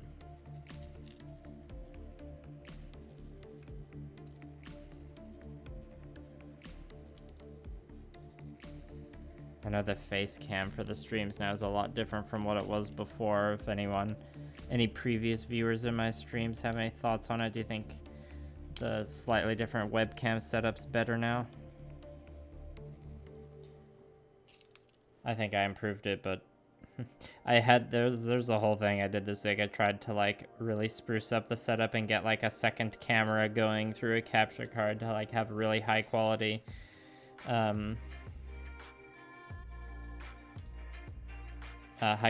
face cam, but the software is giving me issues, or maybe it's like I've just got too many USB devices going into my computer and it couldn't handle it. But at the end of the day, like the camera, the one up here, the actual proper camera that I use to film stuff, is the main one that matters. That takes up most of the screen. The head cam is totally fine as it is. I'm just happy I'm back to the streaming now. I missed it. I'm looking forward to hopefully getting lots done on stream this year, because the number of unfinished projects is too damn high. Or, oh no, it's like, can you have too much of a good thing? It's not too damn high, it's just, there's just a lot. I'm sure many of you hobbyists can know what I'm talking about. Also, I'm just kind of clipping out parts willy-nilly and like roughly separating them into two piles. It's just stream of consciousness building. Obviously, when I'm building something and like filming one of my like sequences, a little like stop motion sequences or ASMR for a video, the build process is a bit different. This is just like how I build when I'm just chilling, building for fun. Oh, thanks, Fiverr. Sometimes I wish I had like a little cartoon talking mech like you do with your Starboy. That's what it's called, right? The green dude that hangs out on your stream and like has a little talking animation.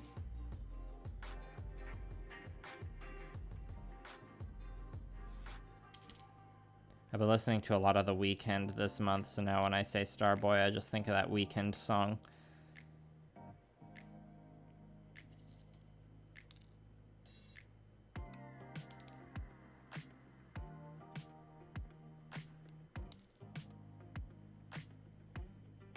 Okay, sorry. Oh no, I did get it, cool.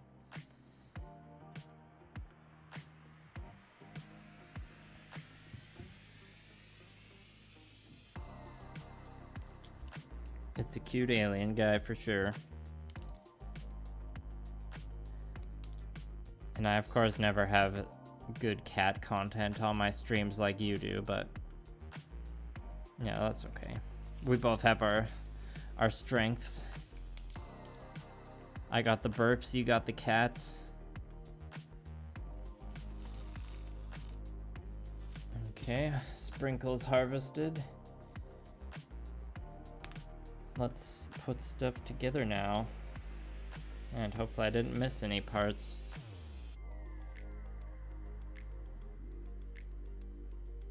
And hopefully these parts aren't too tight.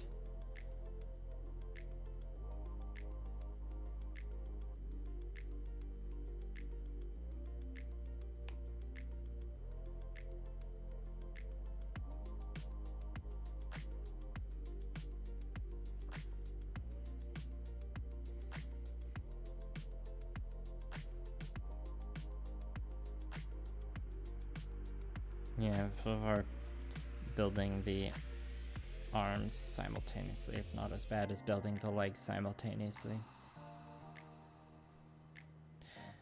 And I got the clacks, I guess so.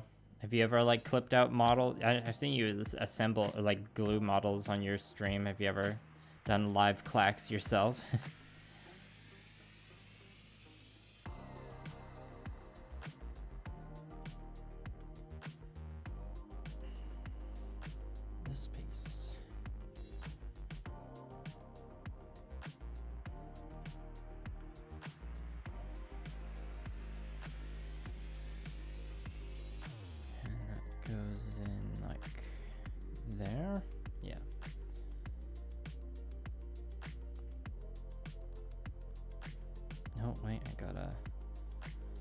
This one in.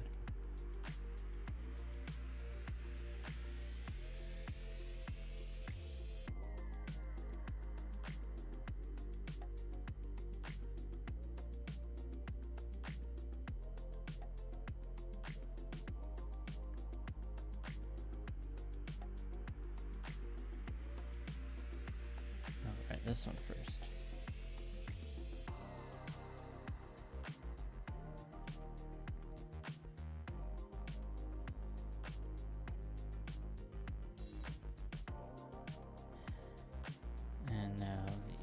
Biceps.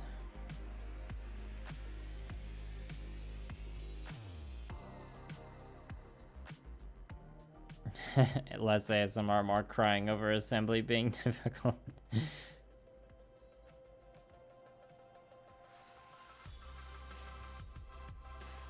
Now I'm just like having flashbacks to like my early days of building Warhammer and like elementary, like late elementary school, and like coming to school with just like super glue encrusted fingers. I mean, I talk about that happening back in elementary school, but that still happens sometimes. Okay, now I need these fancy wrists. Just like this goes in like that.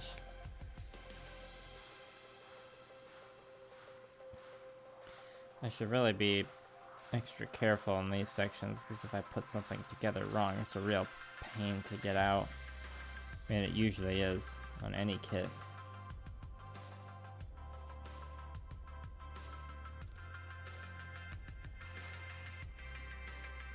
Okay, now we can put those wrists on. Goes on like that. Oh, that's cool. The wrist is on like its own ball joint. Get some nice subtle articulation there.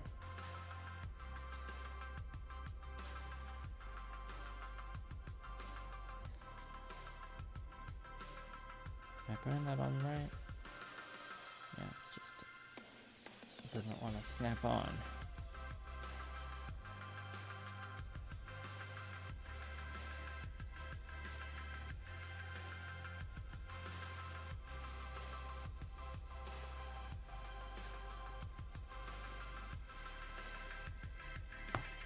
There we go. Yeah, that's pretty tight. This one's less posable. That's the issue we'll deal with later. Now it's, oh, shoulders. Okay, that's just one piece. Nice.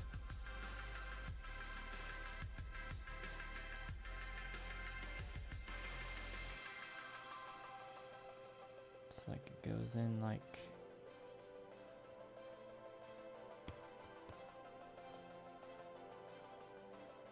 And that doesn't look right.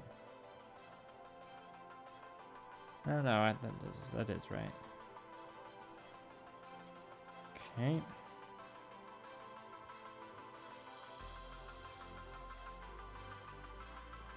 Yeah, something happened with this one that made it tighter. Not sure what.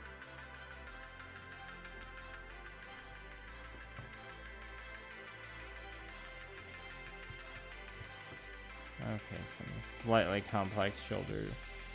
So let's just do these hands quick.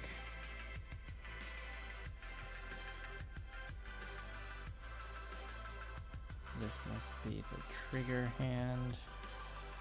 Put that off to the side because we'll build the gun shortly. Just got one open hand, it looks like, and two fists.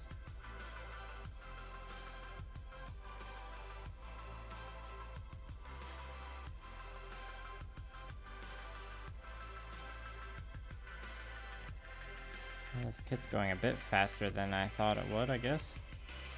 Okay, that's the right arm.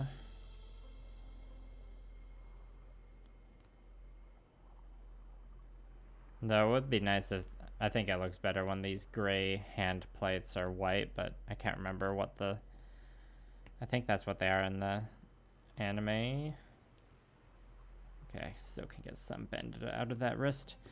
Okay, now to actually attach these, looks like we put them on these ball joints.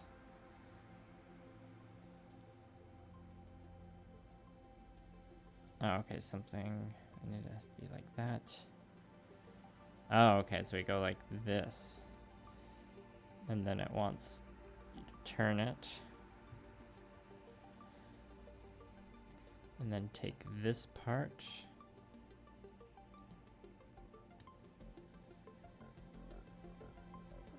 Slide it on there. It's being a little difficult. Am I doing it right?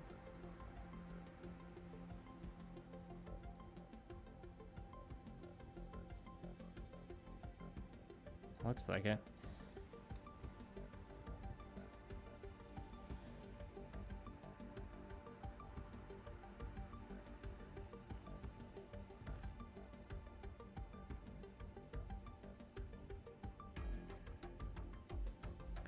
Alright, what's the issue here? There we go. Ah, so that's a very secure. That's gonna be a pain to get off. Yeah, this is, like I said earlier, the more I build of this, the less I would want to paint it. But, you know, also, like I said earlier, I guess that's why this is praised as a highly posable kit, perhaps.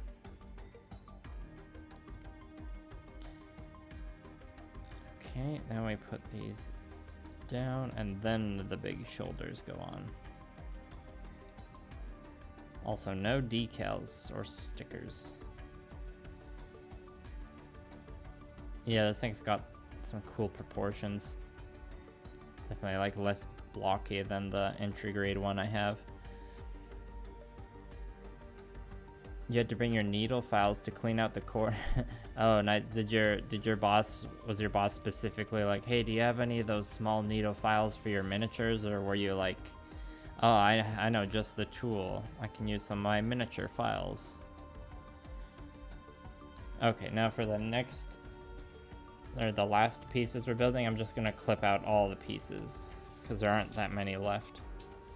Yeah, I'll just do it. I'll just do it straight onto here. We just got the weapons and the head left. But Orga pilots instead of Mika. Yeah, I'm trying to remember what Orga does pilot in the show. Is it just a mobile worker that he pilots, or there's like a couple parts where he's piloting an actual mobile suit, right?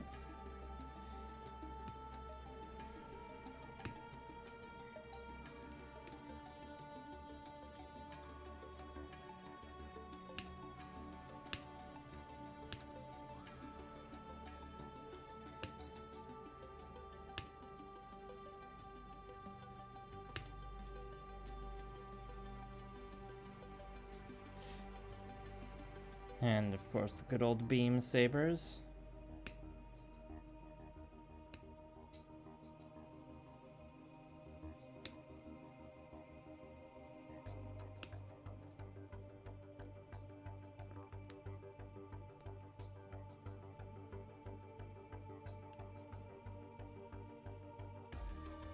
Yeah, I agree, Mo.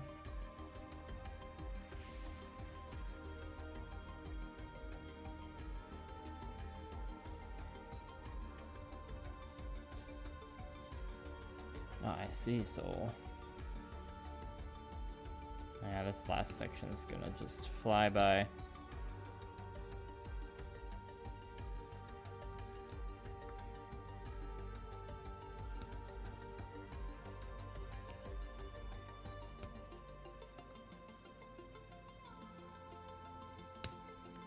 And we should at least reach a healthy 2.5-hour stream.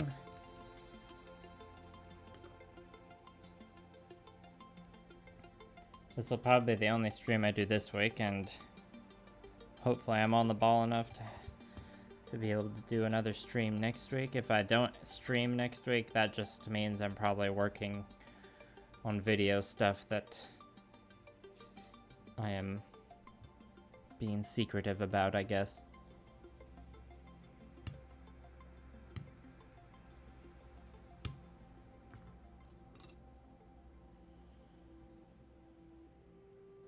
But I do have plenty of options when it comes to stuff on streaming. It just depends on, you know, how much work I do that week.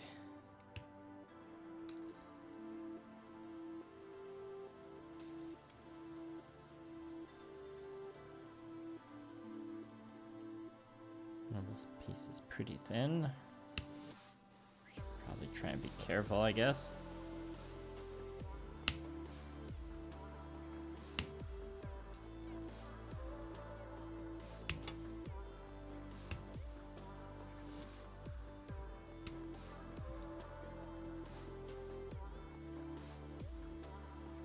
We've harvested this many forbidden sprinkles.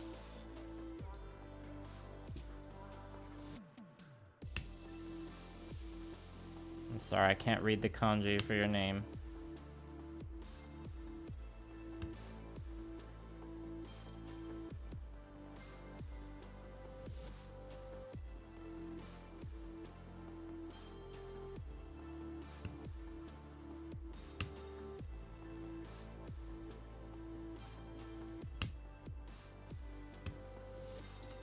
Not the, I'd say like the sprinkles harvested from this kit aren't the tastiest, but you know, they're definitely like average sprinkles. I'm spoiled. The last forbidden sprinkles I harvested were from that limited edition Mele's Kenbu, which had a lot of clear, exciting clear color forbidden sprinkles. Takuya Chihiro, cool. Oh, yeah, okay, I think I recognize you from Discord. A good harvest indeed.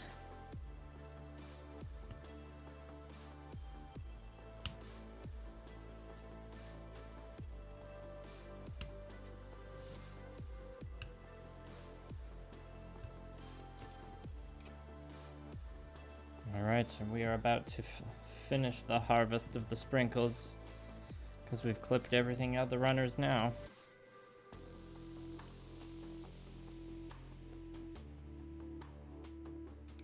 Yeah, I thought you were from the that specific server. Probably see you again at Otafest this year.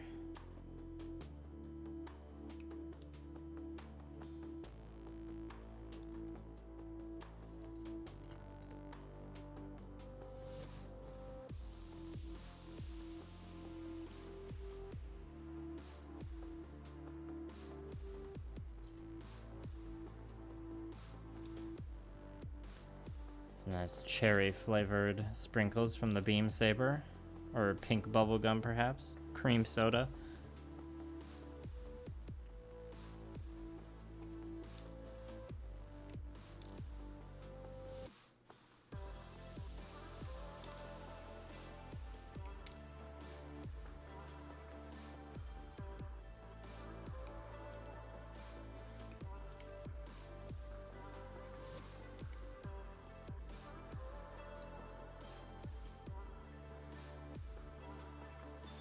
Alright, see ya, Chihiro. Thanks for stopping by. Barbato's Gallagher takeover. Sounds like another cool one.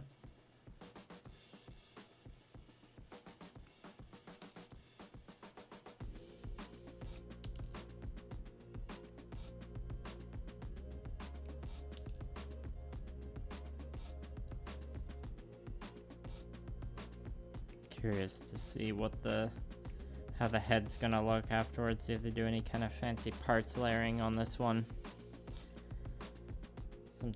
Sometimes the heads can get pretty creative with how they like make the eyes look with different parts layering.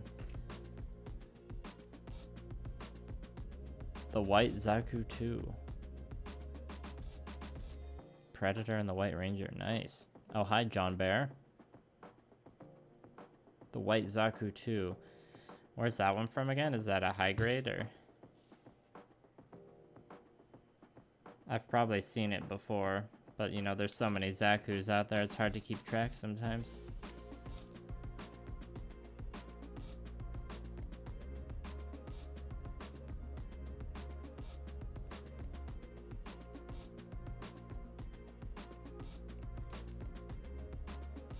Another sprinkle on the floor. What's worse, stepping on Lego or stepping on a sprinkle? Actually, yeah, definitely Lego. That would be way worse. Or the corners are way sharper, you can do way more damage.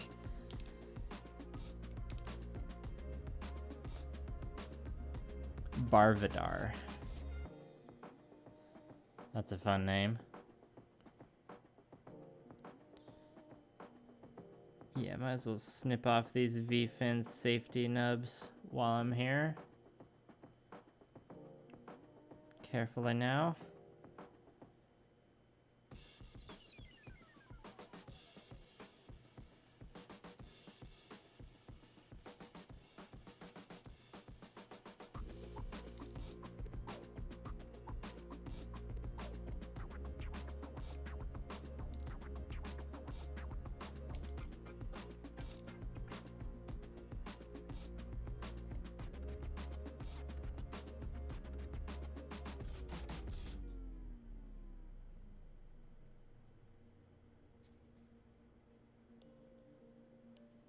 Oh, that's a tricky one to harvest. There we go.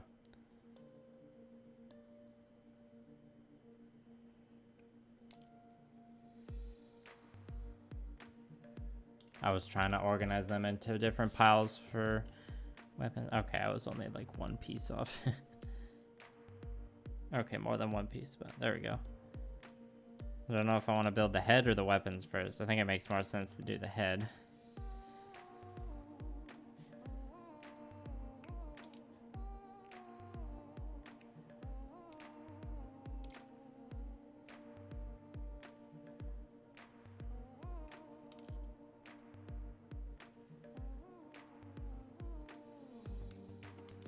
Nice. Well, Good job getting your son, or attempting to get your sons into gunpla. I hope it becomes a nice, rewarding hobby for them. And of course, I'm a big fan of the Alien vs. Predator franchise, and Predator and Alien singularly as well, so a custom gunpla themed around that sounds pretty sweet. Alright, let's do the head. Oh, and it's time to put on the one single sticker.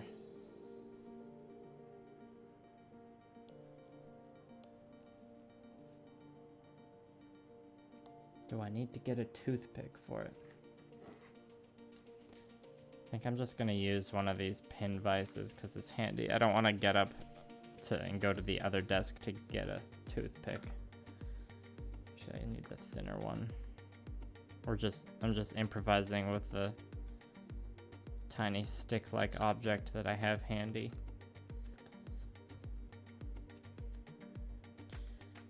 Which spot? Okay, put the stickers on this piece. Okay. Good old eye stickers. Always a fun little mini challenge you gotta do. See if the camera can manage to focus while I do this.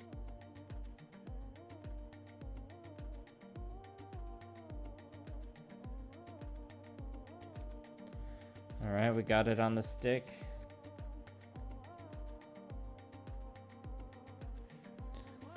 Black and purple Zaku's high mobility types.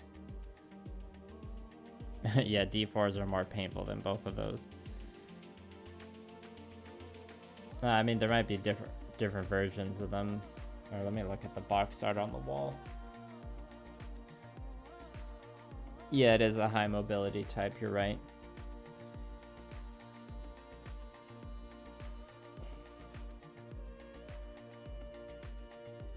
Yeah, I guess they do. Maybe they have some slightly fancier backpack thrusters, or leg thrusters actually. Yeah, they definitely have some extra leg thrusters, which is a very nice detail.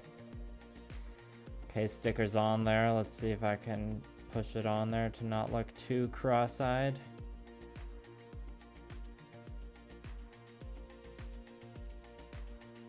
Come on.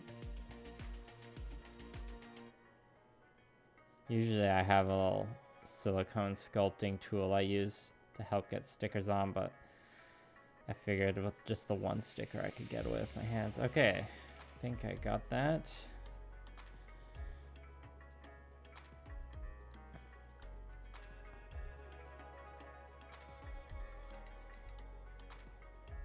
Trading shoulder pads so the other one can mount the blaster. Nice. Glad they can trade like that. It's wholesome. Okay, that goes. Okay, my eyes weren't perfectly aligned now that I've got him on the piece. Let's see how it looks when I get the top bit on though. Put on his helmet.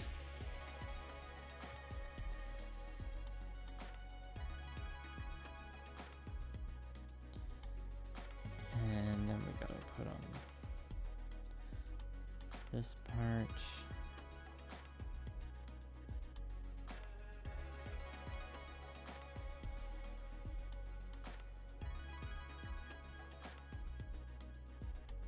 That's a little tight.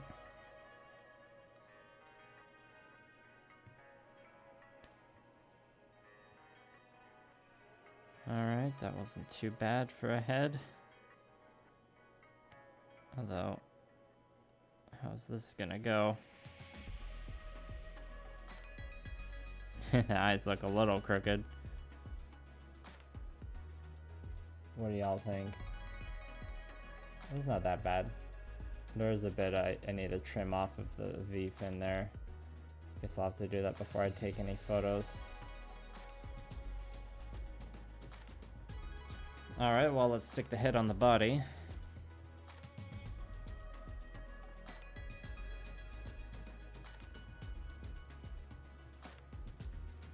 And last but not least, the weapons. Well, while we're here, we'll stick the beam sabers into the handles, because that's fun. These are tall too. It's like as tall as the Or they're long, I should say. He's got some long boys. Yeah, it's always tough handling those pieces. And then you gotta smush them together.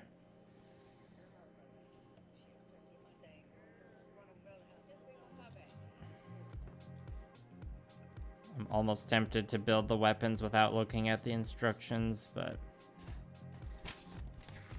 I'm not feeling that spicy.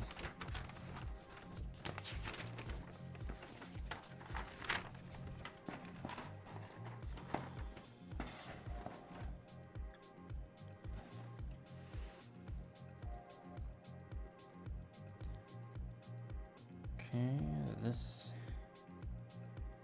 is going in here.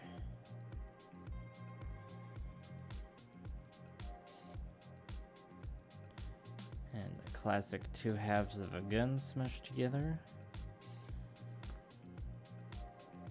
See, this is a nice detail with this kit, where it's like a color separated piece, where in an older high grade, perhaps this would be a sticker or an SD or something.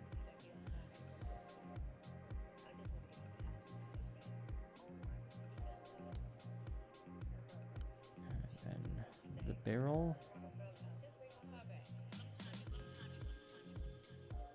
And I guess we could put the gun hand on here.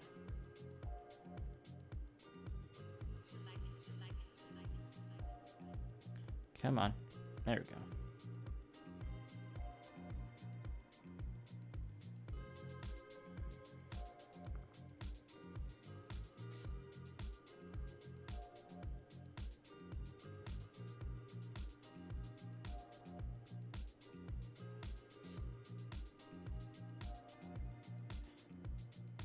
All right, and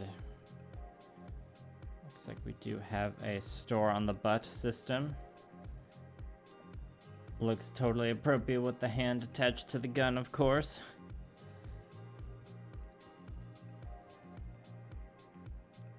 And just gotta do the shield now.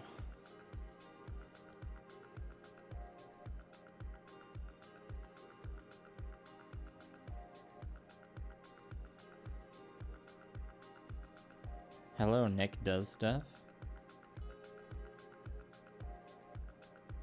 Okay, I'll try and talk more for you. I'm like near the end of building this RX-78 here, so I'm just like in the zone, but yeah, appreciate you coming to the stream.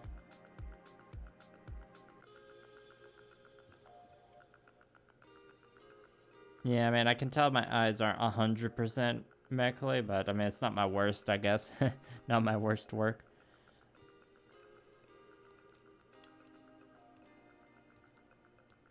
Alright, some cool parts layering on there. Oh, what's it tell me? Oh, okay, so there's like a double connection point for the shield. It's like different ways you can connect it. Interesting. Is there a place to store these when it's...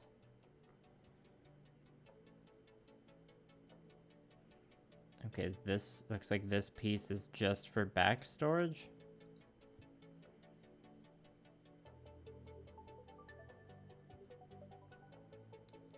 But this piece can also slide in here.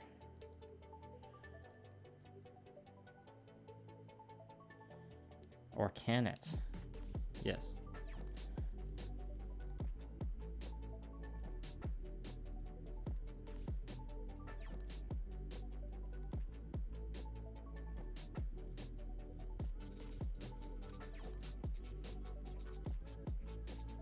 Okay, now I'm supposed to take that piece off for the back storage. I see.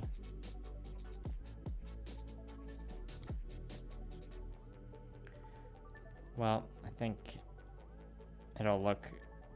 Or I think the RX-78 looks best when it's holding the rifle and shield, so let's just put these beam sabers back. And we'll configure it to be holding the shield.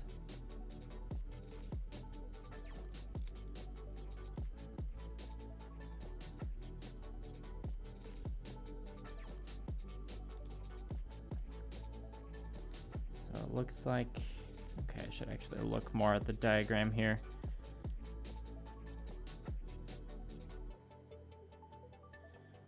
Oh, okay, I need to pull this out a bit. Then I can clip that on, like so. Then we also got fancy little grip here.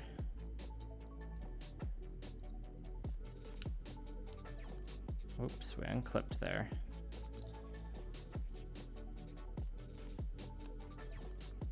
I always liked how the RX-78 shield design could be held in multiple configurations. And it always has like, or it usually has like double connection points and is nice and sturdy. Yeah. Okay, and I'll just switch this hand for the gun hand. And of course we got the fancy rotating scope and handle so we can double shoot. Okay, well that's it. It's built, everybody. Oh, sorry, I bumped the mic. What do y'all think? It's definitely looks like it's as posable as people said it was. It was a little concerning having that one damaged leg piece near the beginning from it being too tight.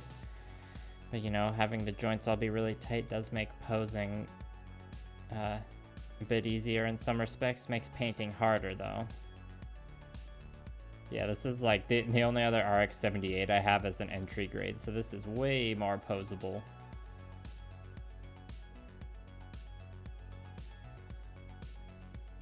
Yeah, and it's got these interesting desaturated colors. And I guess like the red and blue of the clippers I'm using are more of like what you would see on the entry grade colors, so you can see kind of holding it next to each other how the Beyond Global is like more subdued tones. Yeah, classic, exactly. Well, I can hang out on stream for a bit longer, but I will probably wrap things up soon now that this model kit is finished. So if anyone has any last things they wanted to say, burning questions, or super chats they want to do, the super chats should still be enabled. I haven't, I don't think I changed any settings on that front. I'm not pressuring anyone to do a super chat, but if the button's there, if you could reassure me that the button's there, that's good to know. Pretty sure it should be. Okay. Just have them in a bit of a neutral pose for now. And yeah, in terms of extra bits it comes with, it's just like one open hand and the beam sabers. It's a very standard RX-78 loadout, I guess. I think if you want the RX-78, the high grade one that comes with the most fancy extra bits, that'd probably be the one from the Origins set. I think that one at least comes with a bazooka. It might also come with a mace. I can't remember. I don't know. I don't have a planned paint scheme for this one, Nick. This is just like a kit I've had laying around for a while, and it felt like a good one to build for my like first stream of the year because I needed something easy to ease into it.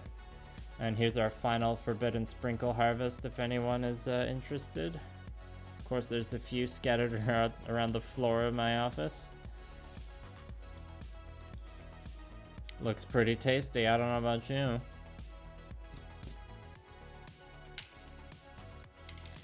Oh, yes, let me need to add a reminder for myself to take photos of this weekend.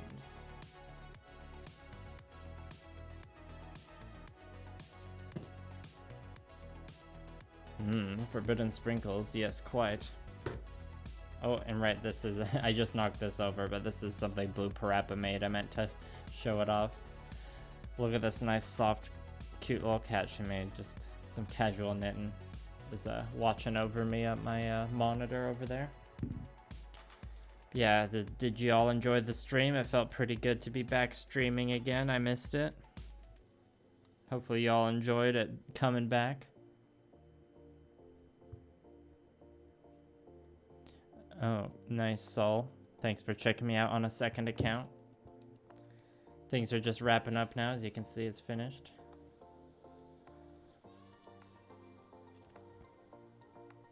At this point, I can't say for sure what the next stream is gonna be. It should be next week. Next weekend. It'll either be gunpla painting or miniature painting, I think, unless something changes. You know, sometimes plans change and you gotta pivot.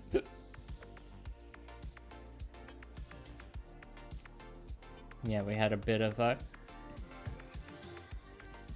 a crisis at the beginning there with building the leg. Had to use a pin vise to drill out a piece that was too tight and got stuck inside another joint.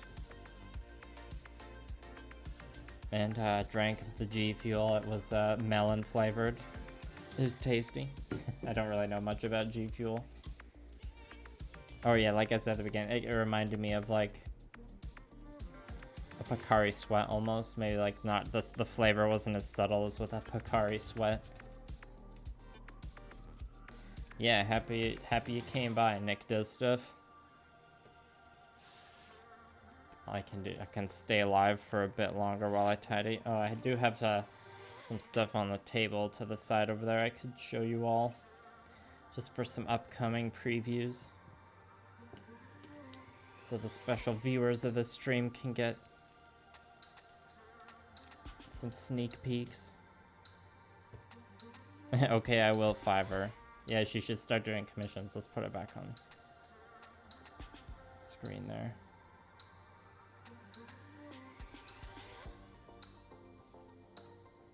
Maybe the cat and the RX-78 can be friends. There we go. Okay, let me just grab some minis at the table to the side here.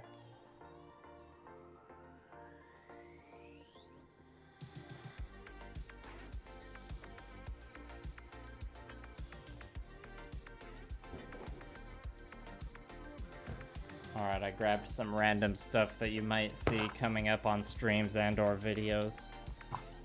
These are, I mean, I've got a lot of Conquest minis I need to paint, but these are just like 3 I've got on deck to kind of figure out some color schemes for. I like this mini. It's the Drill Master. It's this angry man in armor pointing. Come on, camera. It's a fun sculpt. Got a fancy cape. And then these are 2 just kind of more troop models from units. Got a mercenary crossbowman and a man-at-arms. So you'll see those pop up sometime in Q1 or Q2. Oh, that you ordered one of these G Fuel cups, Nick? It's a pretty nice cup. If I did ever go to the gym, I would definitely roll up with this. And just because I tend to wear my weeb on my sleeve. And then this is the leftovers I was talking about. This is a bunch of Iron-Blooded Orphans leftovers that will be kit bashed into something. When I was describing kit bashing processes earlier in the stream, this is kind of what I was referring to. And when you're kit bashing of like, I just need to like take this pile, like I'm constraining myself to this specific pile of bits and I'm just gonna see what I can make work out of it. That's like one direction. With kit bashing, sometimes I take other directions, but this will probably be more for a video, not in a stream. We'll see. And I've been helping Blue Parappa get into miniature wargaming, so I need there'll definitely be a stream where I paint one of these Crix minis. So this is a Deathjack. It's a cool like evil steampunk robot undead thing. So I should be painting this on stream, and then that stream can be like a painting recipe for Blue Parappa to look back to when she's painting the rest of her army. There's some pretty cool models in this army. This is like a bigger evil steampunk robot. And I will show the manual of the next gunpla that's being worked on. Nick, I do take painting commissions, and I tend to communicate about those through email. So if you go to the About tab on my channel, you should be able to get my channel's email from there. So send me an email if you like. And you can also like direct message me on social media, but the responses sometimes aren't as consistent, or like I don't always have get notifications for those, you know, so. I like to think usually I'm pretty good about responding to messages though. Right, anyways, to get that manual, I just cracked open the plastic wrapping on this bad boy today. Finally gotta get this thick boy on the channel. This thick boy, not, oh sorry about the mic, not this thick boy. This is like a fun character design, you know, but not as fun as this.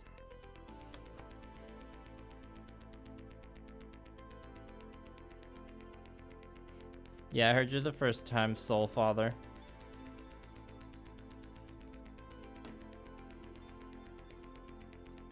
Alright, that's all the like fancy, or the sneak peeks I can show you.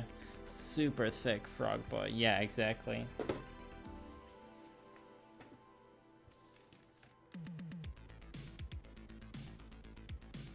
Oh yeah, and I should also say that I'm gonna also keep doing the co-streams in 2023 like I did last year, so definitely expect one of those to happen with Fiverr soon. Maybe not, I don't know if it'll be the next stream, but there'll definitely be some more co-streams coming up. So yeah.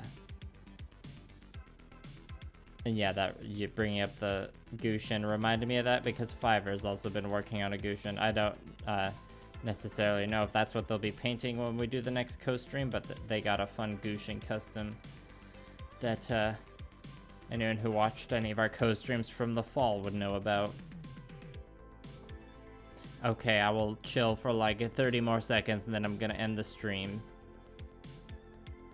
So now's the last chance to get any chats in if anyone wanted. Let's see what kind of pose I can get this in here. The pose definitely feels super sturdy.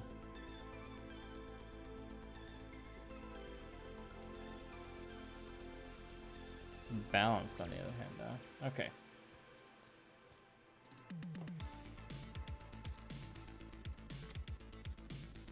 Oh, I see you're on your older phone, Soul Father. I getcha.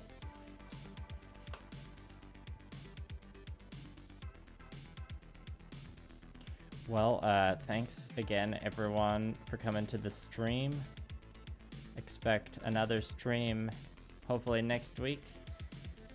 Sorry, I'm not committing to a very, like, a specific stream schedule at this point, because like I've said before, it's more the focus is always the videos. The streams I enjoy doing, but kind of comes second. Oh, that's good to know, Nick. Thanks.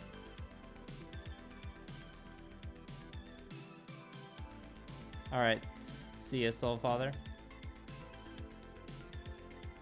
Yeah, so follow me on the social medias to find out when the next stream's gonna be, or just find out what I'm up to in general. Thanks, Artie Charid. See ya, Cyber Scorpio. Alright, well, thanks again, everybody, and we'll see you next time.